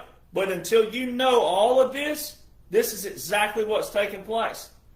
There's no Title 10 order and an executive order for those troops to be at the polls. The only place it could be then is in a Presidential Emergency Action Document. And you have full-fledged proof of your National Guard being at November 2018, November 2020, November 2022, and November 2024 elections. And the only way they can be there, this is what's prescribed in law in that Title 18, Section 592, is this. It says specifically tells you that they're there to repel armed enemies of the United States. The other thing about the National Guard is we operate with analog, not digital. We cannot be hacked. When we get the numbers, we got them. And President Trump told you, we have it all, we've caught them all. He told you that in 2020, but you got distracted, and that's okay if you're a normie. That's okay, you got distracted by the election. You thought that was all real and that it was quote-unquote stolen. No, it was operational. All right. Now, we're moving to the best part. Let me get this going here. So Hunter Biden, quote-unquote Hunter, all right, if you thought that that was really Hunter on July 21st, 2025 in this quote-unquote interview, it's not. But for the people who aren't up to speed yet, we'll play devil's advocate for a moment, just because. But it wasn't, and you can learn that through special operations and military operations, especially in part 2 of my book and all that other stuff. But that's just where you're going to get it in one chronological setting, in one order. But if you think that a crackhead can sit there and talk so articulate after all the crack that he's snorted, and he tells you he snorted it in every location possible, nah. But in this special operation, President Trump said he would be exonerated. He said, I will be exonerated. Well, that means not a blemish on his record. Not one single blemish. Well, I can't exonerate him. Republicans can't exonerate him. Conservatives can't exonerate him. Military can't exonerate him. Look at all the quote-unquote Republicans and conservatives or people who call themselves President Trump supporters who are already jumped ship on him, who don't have a clue what's going on lawfully. So none of these people can exonerate him. The generals can't exonerate him because liberals don't appreciate the military either. World leaders can't exonerate him because when someone does support President Trump, what do the liberals do? They lost their mind, they've been bought, they've been compromised. So the only people who can exonerate President Trump are who? The key players of the swamp. The criminals of the swamp. Hunter Biden's the first domino. Hunter Biden's the one that left all the traces of what? Joe, Obama, Hillary, Bill, Pelosi, Kerry, all of them. Mitt Romney, right here. So in this quote-unquote new interview that was all over mainstream media, in this new interview, old Hunter does what? So if you just want to believe he's real, fine. I'll go with that for a moment. Because he did what? He confirmed the laptop was real, and he confirmed that Rudy Giuliani was the one with a copy of it. Guess what's in the back of this book, 636 page? The tree that shows when the laptop went from Hunter to the guy who got this. He's left 2 laptops in his lifetime. But this version, and then it went from them to the FBI, and then Rudy Giuliani, and another fellow, a Costello fellow. Now, why would the FBI distribute that to Rudy Giuliani, of all people? Rudy Giuliani, remember all the Republicans and conservatives who even went after the great mayor of New York, of the tragic event that the Bushes rigged and set up? Why, look at all the people who destroyed Rudy. Why would the FBI and law enforcement give Rudy a copy? Wouldn't that be an obstruction of justice? Wouldn't that be an obstruction? If this wasn't an operation, if this wasn't a big plan, a blueprint, wouldn't that be an obstruction to get this to this group before it hits the fan? Wouldn't that be before it goes into the courts and you see it in visualization? Wouldn't that be the case? So that tells you what's already taken place. It tells you that courts have already been taking place in another kind of retrospect, because it's not a regular court. Treason, crimes against humanity, all that goes to a what? Military tribunal. Automatically. Automatic. Treason, crimes against humanity, military. So why would Rudy Giuliani get a copy of it? Guess who he gave it to? Marco Polo, who comprised this book. 636 pages of filth. They blot out the images. I do not recommend anyone under 16 years old looking at this, really under 21, because it's just filthy. They do blot it out.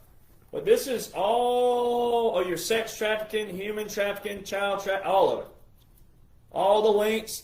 It links Joe Biden to China. Remember President Trump calling him a Manchurian candidate? This shows in here the text messages, wire transfers, Zelle, Venmo, all of them. There's so many in there, I ain't never even heard of some of these things. Like, it shows all your checks, all the receipts. It shows all the phone calls, the phone logs. It shows all the emails. It shows everything. Everything's in here. All of it. It shows in the interview, they showed where Hunter said, oh, the worst day of my life was when my brother died. He was banging his wife within that week. Hunter was banging. I'm going to use that terminology just because you got to be colorful sometimes. Hunter was banging Bo's widow within a week. And it wasn't like intimate, romantic. It was filthy garbage. And then she turned on him. It's also in text messages. And he damned himself. He hung himself. In his text messages, he's the one that told on himself. And he was telling other family members that he was not able to see his 12-year-old niece because of what? Said their mother's afraid that I'm going to be doing what? What he'd already done before. It reads this way. He was watching porn and sitting naked with his 12-year-old niece watching porn while she was at his house and in his presence, and then also laying on his chest and also FaceTiming. So Bo's widow turned on him, and it's all in text message proof. Because what do you have? You have validation now on the interview that the laptop was real. Rudy Giuliani got a copy, and Rudy Giuliani gave it to this people. There's no way you have all this evidence. It ties in all your Ukraine stuff. It ties in all these different people. Boom. Ties them all in. Right here. Obama, Joe, Hillary, Bill, all of them. Mitt Romney, all of them.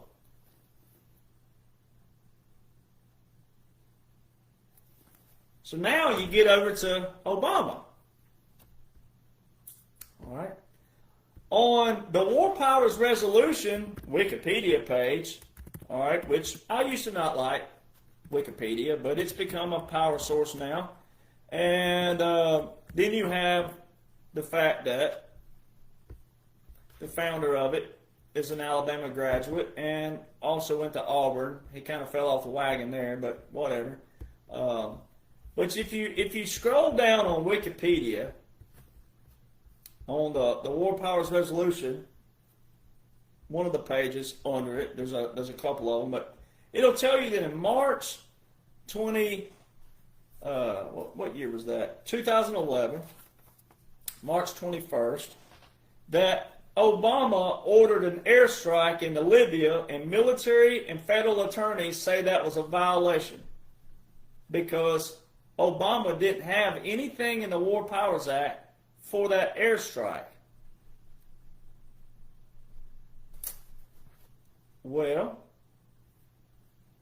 about a month and a half ago, I got banned briefly on True Social, came back within 10 minutes, had a red check and 1,000 more followers, so I don't know how that happened, but banned with a red check, came back, but the post I put up that got me was about Obama and a Supreme Court docket case that President Trump filed March the 19th, 2024, which Do your math. That's over a year ago now. So that means that it's not ready for disclosure yet. So for a moment, let's just take our hats off. And for those, is a moment of silence who just honed their careers. All these people who jumped ship. All these people who trash President Trump, who says nothing's happening. I don't see anything. Wants to debate me, but don't know anything about laws and orders. Definitely don't know anything about military. Don't know anything about being a veteran. Don't know anything about keeping an oath, having an oath. Don't know anything about that. Don't have a family lineage. Don't have anything. No conviction, no heart, no compassion. Don't know anything about humanity, crimes against humanity. Let's just tip our hats to all these people. Say, rest in peace to your pages out there. Rest in peace, especially influencers, because you've all jumped ship. You've abandoned the man who's in a special, unique, strategic operation. You have hurt yourself. You've damned yourself. You come to your own, not a crossroad. You came to a brick wall. The wall. You came to a wall. All right? And you can't cross it. You can't jump over it. And someone like me is not going to hurdle you over it, because you're showing your colors, and you don't need to be doing what? Leading people, because you've already misled people. Supreme Court docket case 23-939. So you already have attorneys telling you on a Wikipedia page, there's already documentation that Obama is not in the War Powers Resolution Act.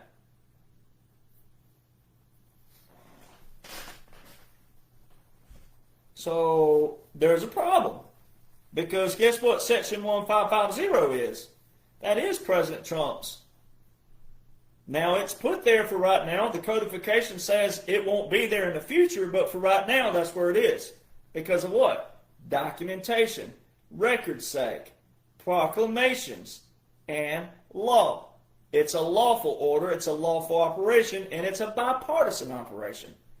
So now you have this documented on Obama, and now you have a Supreme Court docket case by President Donald John Trump, March 19th, 2024.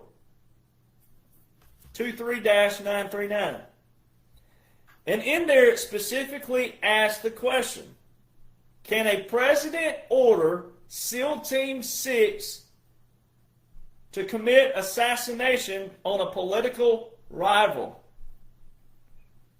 It specifically tells you in there that combat generals, plural, senior level executive officers, plural, together, a resounding no.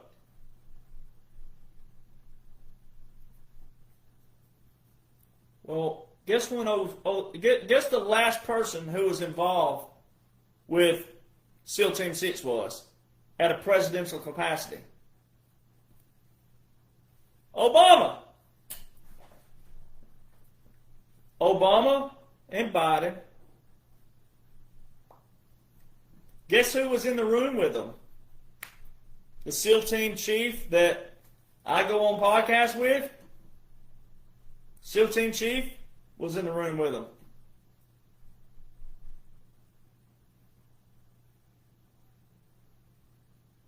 Guess where Osama bin Laden was? He was in Pakistan. Osama bin Laden was taken out May the 2nd, 2011. Well, these military attorneys and federal attorneys are saying that Obama is not in the War Powers Act for Libya airstrike. Uh-oh. Well, guess what that ties into? Who was Obama's Secretary of State from 2009 to 2013? Hillary Rodham Clinton. Who was in a congressional hearing for Libya, Benghazi? Hillary Rodham Clinton. What took place in 2010? Uranium One. President Trump said was the greatest scandal in United States history. Uranium One. 2010. Guess who was smiling with Hillary in a photo? Putin. But guess what he was? A prime minister. He wasn't the president. What did President Trump just do recently, just this past week? He's been warning the former president of Russia. He's been warning him who's now on some kind of council in Russia, and then in one of his tweets, he said that he thinks he's still president. See, they're bringing all these people back to the surface from 2008 to 2015. 2014 was a real key year with Ukraine and then some other things. 2014, Obama had 4 executive orders, 3 in the month of March alone, for Ukraine. Joe Biden, Vice President, made 7 trips in 7 months on your taxpayer dollar to Ukraine. Mitt Romney, John Kerry, Nancy Pelosi, Joe Biden, children working in Ukraine, working for companies, gas and oil companies, Ukraine. Victoria Nuland worked for the Obama administration back then. She was displayed as quote-unquote Joe's undersecretary during 2021 and 2025. All these people, they brought to the surface again from that era.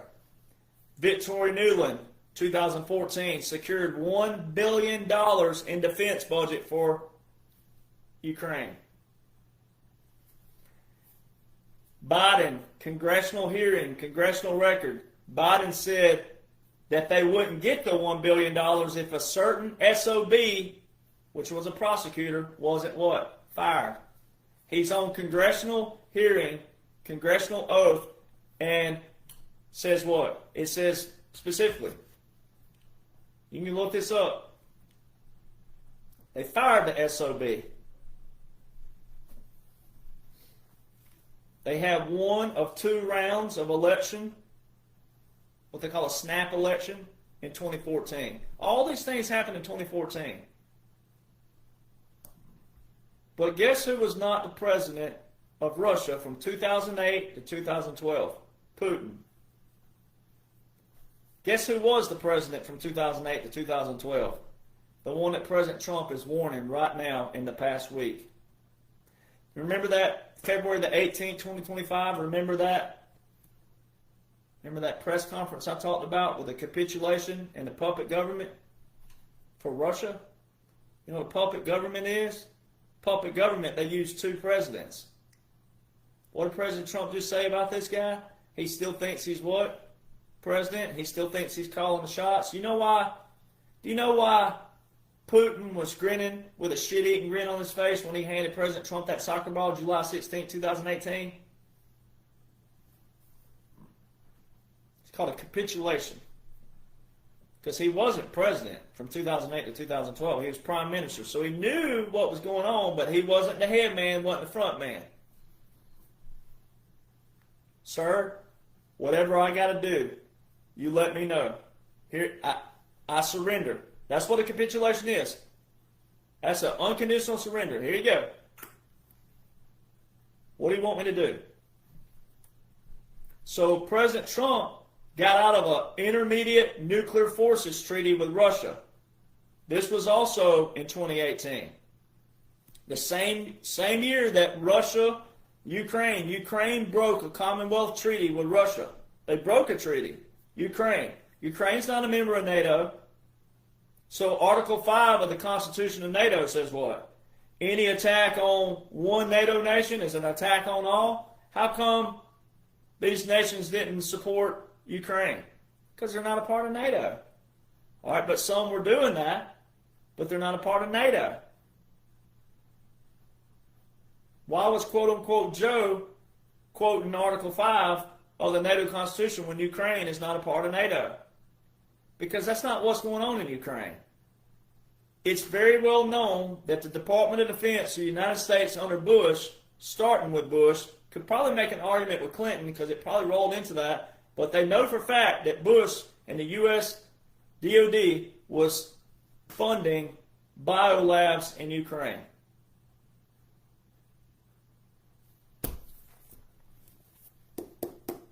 Confirmation.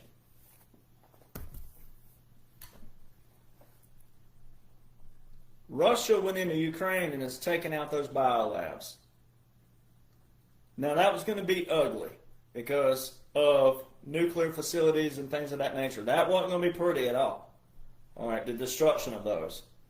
But you had Anthony Blinken, who was in a bar in Russia playing Keep On Rocking in the Free World with a Gibson Les Paul. All right, so this shows you, they've been showing you this stuff's not real. It's real if you want to believe that, but it's not real if you know a veteran who knows the laws, who knows the orders, who knows military operations, military occupation, continuity of government, knows all the terminology. It's not. It's whatever you want to believe, but if you want to keep on with the drama, the propaganda and the drama and all that bullcrap, go on for it. But get off my page and quit clogging the comment box up on my page. All right? But you're misleading people if you're using drama and propaganda, because it's not that. It's not that at all. The laws show this. When President Trump left that Intermediate Nuclear Forces Treaty, if you go read about that, it actually supports the MAD doctrine, Mutually Assured Destruction, which is actually Nash equilibrium, which means peace. It don't mean what you think it means. You think leaving a treaty would actually be, oh, that's not good. No, go read what leaving this treaty meant. It was a MAD doctrine, Mutually Assured Destruction, and then also Nash equilibrium, which means peace. It doesn't mean the polar opposite of what you thought it would mean. President Trump did that in 2018. Then in 2022, they reestablished a new date with the Ukrainian quote-unquote war. All right, because when history accounts for it, you're going to see that quote-unquote Joe was not real. It was all an occupation, continuity of government, puppet government, government exile. All right, so when that accounts for it, you're going to remember me. Whether I'm dead or alive, you're going to know. If you're alive and I'm dead, you're going to know. Well, dang, he was 100% correct. Because it's an operation. Laws and orders show this, but you got to know the laws and orders in order to know what you're looking at and the operations and the visuals of those. So now, come back to Obama. So see, Uranium One ties in because who was the president? Obama was the president. Uranium One was between Hillary and Bill and Russia. $145 million. Bill Clinton was getting $500,000 a speech.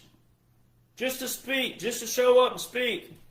Quote unquote Joe was getting millions of dollars in here just to make introductions to the Chinese. Introductions. Millions of dollars. All verified. Text message proof.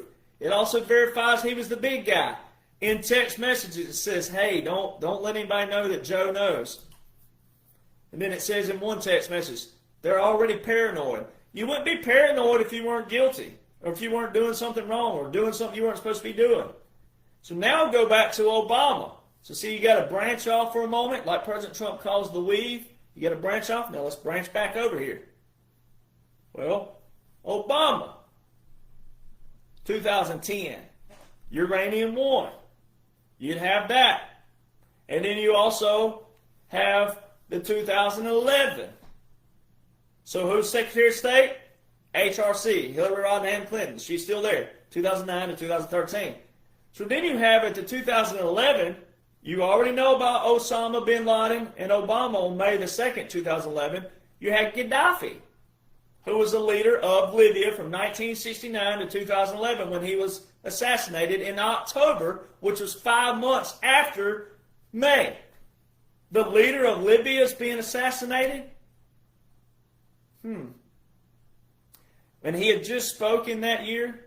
He had just spoken at the UN Assembly, and he stood in front of all those leaders, and he specifically said 2 or 3 big things, but 2 big things. He said, one, he said, the same 5 world powers cannot rule the world. He was talking about the swamp, though. You got to go back to the date of it. The same 5 world powers cannot rule the world.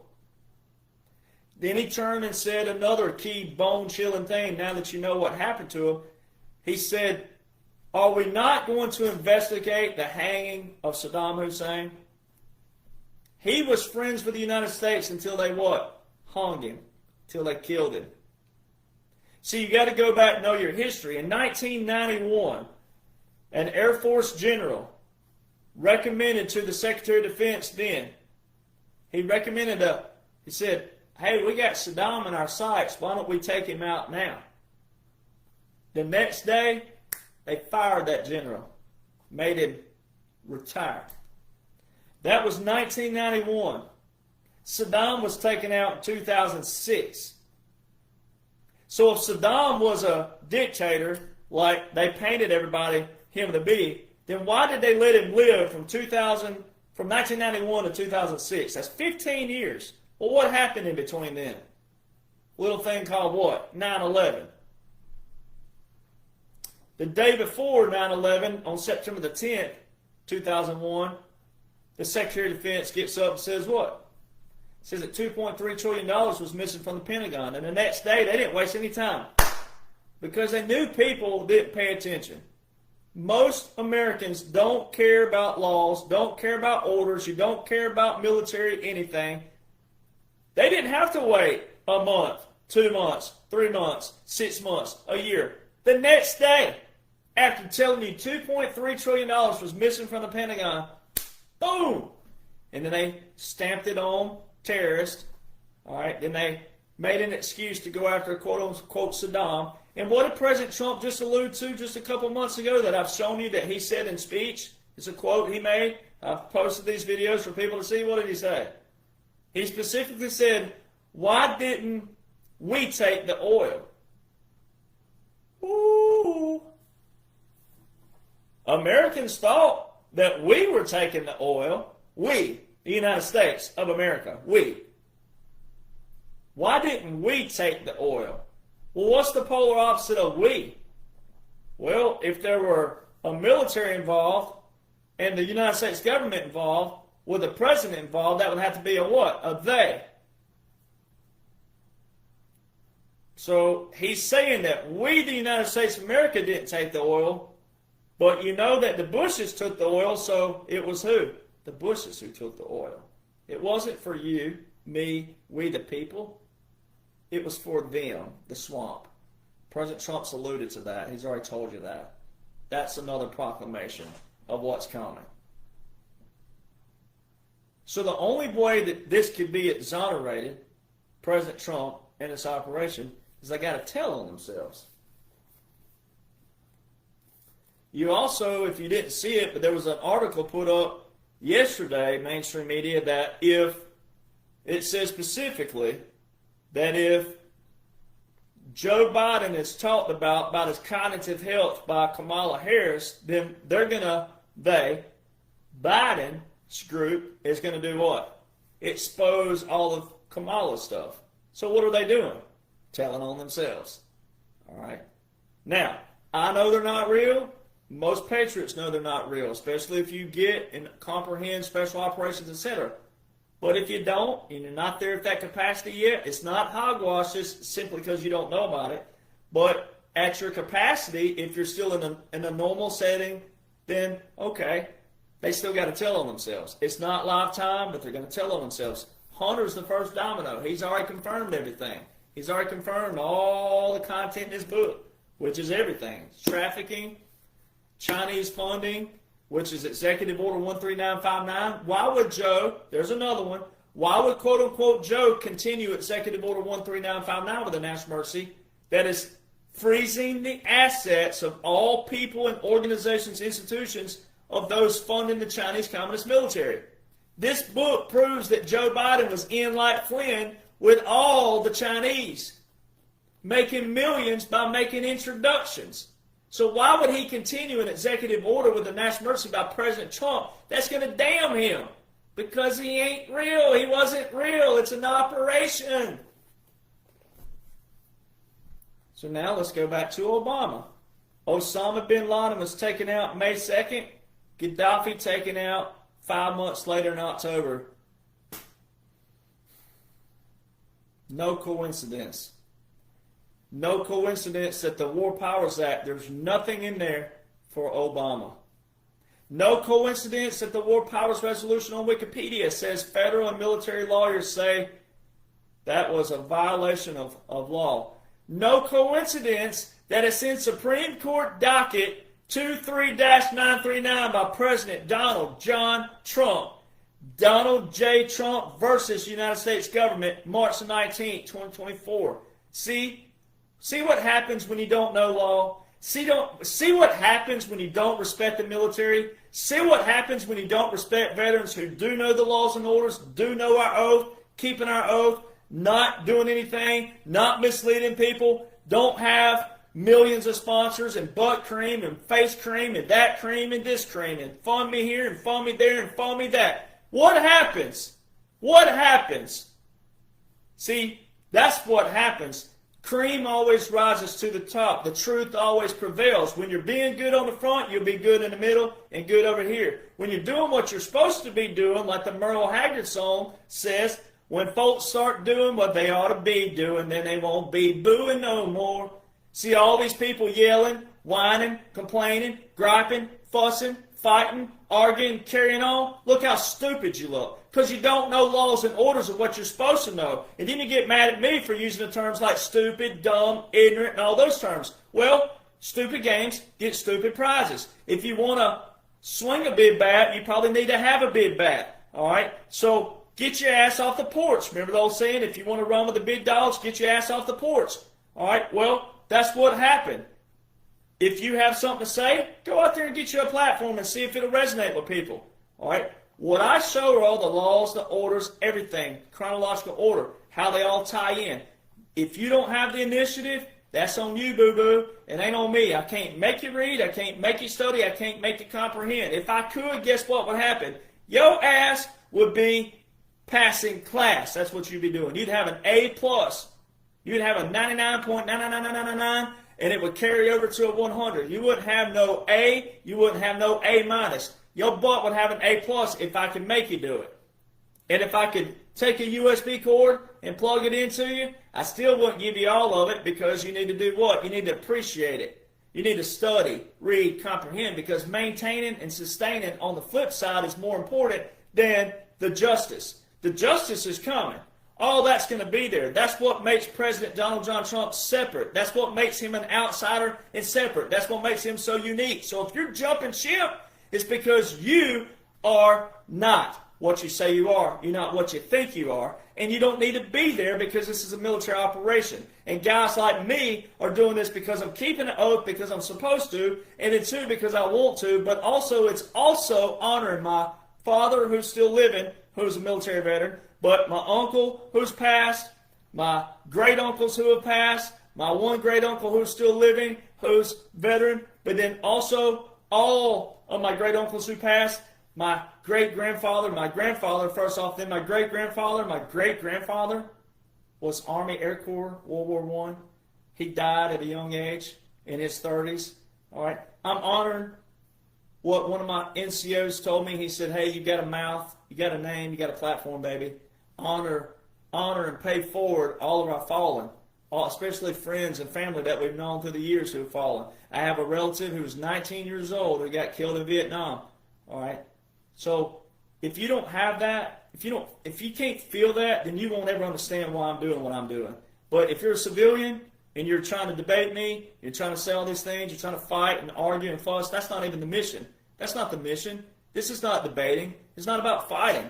This is about fighting for our nation, fighting for your brother and your sister, your family member next to you. This is what this is about. The end goal is not going to be my team won and you lost. That's not what this is about. But see, because you've never been in the military, you wouldn't understand camaraderie. You wouldn't understand what it's like to be a southern boy who grew up in the South, in the rural part of the South, in a 5,000-acre ranch. You wouldn't know what it's like to grow up around and then realize, you know what? This is about a bigger thing. When you get around black people, Hispanic people, who are here for the right reasons, who love our ideology, who buy into our ideology, know our foundation, know our history, they fight for it, we fight for it, we fight for it. There's no color. In the military, we're all green. We all are green, especially the Army. Whatever branch you are, you're that color. But we all have what? You cut our arm open, guess what the color of blood is? Same color.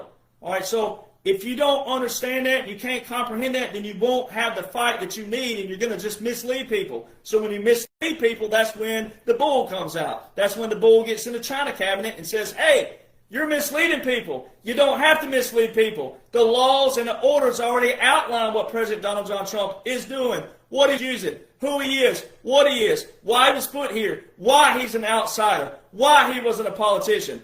And that's why you look atrocious when you jump ship with him, whether you're an influencer or a person. You look atrocious because you don't have to look atrocious. And guys like me have the attitude here because I'm saying you don't have to look atrocious. If you'll just study what you need to know as an American civilian, especially if you're a civilian, But also, if you're a veteran, then you really have no excuses whatsoever to not know what's in what you swore in under, especially if you're active duty and reserve. You're Title 10. If you're National Guard, you're Title 32, but you're still under a what? A presidential call-up, which is Title 10. And the oath still reads the same. You're still swearing to the oath of the Constitution. It tells you what? What does the oath say? It says, I do solemnly swear to support and defend the what? The Constitution against what? All enemies, foreign and domestic, that I will do what? Bear true faith and allegiance to the same. And I will do what? Obey the what? The orders of who? The President. And what? Office appointed over me according to what? According to regulations and the Uniform Code of Military Justice. So everything in our oath is what I outline in laws and orders that show what President Donald John Trump is working with. And it's all unique. It's a special operation, strategic operation, government in exile, puppet government, unconventional warfare, irregular warfare. So if you don't know any of those altogether, you're just misleading people. And you're hurting people. You're doing more harm than you're doing helping them. That's exactly what the oath reads. And the words foreign and domestic, guess what, veterans? Some veterans know this, some don't. But guess what, civilians? Foreign and domestic don't mean what you think it means and what you thought it meant. Foreign and domestic was added in 1862 during the Civil War, that Abraham Lincoln added these in there for an extra. It's called the ironclad test oath. It was an extra, meaning, all right, if you already know your foundation, but here's an extra oath. We're going to add this in here. If you looked like some of you influencers look out there, if you look like you're an enemy to the people who know what? Our foundation and our history, which is our ideology, which is the whole reason why we're unique with our republic, on which she stands, the republic in Article 4, Section 4 of the United States Constitution, the republic of which our founding father, James Madison, the father of the Constitution, who wrote the Constitution, who drafted the Constitution, who wrote the Bill of Rights, in Federalist Papers number 10 and number 14, where he says democracies are dangerous, then you'll see what enemies look like. That's why all liberals look like enemies. Then they could still be a good person deep down, but they look like enemies because they say democracy all the time. When President Trump uses democracy, he's saying it meaning like we're destroying that democracy. We're destroying that. That is a verbiage of saying, if you knew the laws and orders in place, we ain't doing anything about democracy. It's a republic. We're getting back to a republic. We're resetting everything on a republic. The 2017 to 2021, resetting of the legislative branch. 2021 to 2025, the resetting of the executive branch. And right now, the resetting of the judicial. It's a resetting. The long train of abuses and usurpations, which is in the Declaration of Independence. It says to do what? Overthrow such government that goes against what? Our foundation. You know what overthrow means? To get rid of. That's what we're doing. That's what draining the swamp means. So nothing's up for debate. Nothing. You got to know the laws and the orders in place. You can't compete where you don't compare. You got to know those things. The founders made it clear. So foreign and domestic meant if you look like anybody who's an enemy to what we're doing with our republic, the laws and the orders and the foundation of that, you're an enemy. So some of you influencers out there, guess what you look like? An enemy. You look like it. It doesn't mean that you are your heart-wise, but if you don't know what's currently invoked in law, you're doing an injustice to yourself, you're doing an injustice to your family, you're doing an injustice to your friends, but you're definitely doing an injustice to the people that you claim are your followers, because you don't even know what the commander-in-chief is working with in the most biblical, monumental, historical operation known to man. And you're doing an injustice to all of us veterans who know what's going on, but you're definitely doing injustice to all of the memorial graves across this land who fought and died under the same Title 10 and the same Title 32 for you to look atrocious. So if you're turning on President Trump at this point, you have come to a block. You've come to a wall to where your IQ, your intellect, or whatever you think you have or what you thought you have, you ain't got it. And again, all of these people who put this together especially the generals, the leaders, the world leaders. It's bipartisan. But President Donald John Trump put his name, face, brand, image, but also his family, his kids, his grandkids, his great-grandchildren, when they get here, his great-great. He put his whole everything up for you to look like freaking idiots out there. All of you people who have jumped ship with him, all of you people who are trashing him, all of you people, ye of little faith, that's exactly what you are if you jump ship with this man, especially where we are right now. If you jump ship with him right now, you don't know what's in current laws and orders that outline the most biblical, monumental, historical operation known to man. And this man put his name and face and brand and everything on that for you. And this ain't a time for you to be questioning your president, because you can't question someone when you don't even know what's going on. You look atrocious. But it's more importantly because of the veterans. All the veterans living and all those who've taken a fall. It's the highest level of disrespect I've seen. It's unprecedented where we are in history that so many people have this much disrespect for veterans. Especially when you're a civilian, especially when you claim to be an influencer. You have no idea what's going on. And if you're against President Trump, and it looks that way, when you're questioning a veteran or President Trump, but especially a veteran showing you the laws and orders, if you're questioning that, you try to lie, steal, use propaganda, use drama, and all this other stuff, you just might be the swamp, because you dang sure are replicating it. And there's nothing up for debate.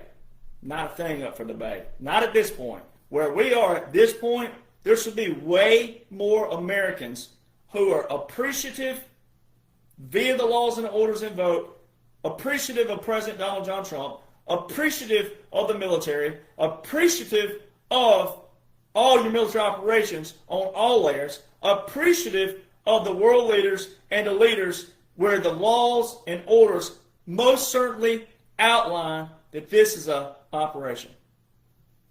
You cannot argue with that until you can compete.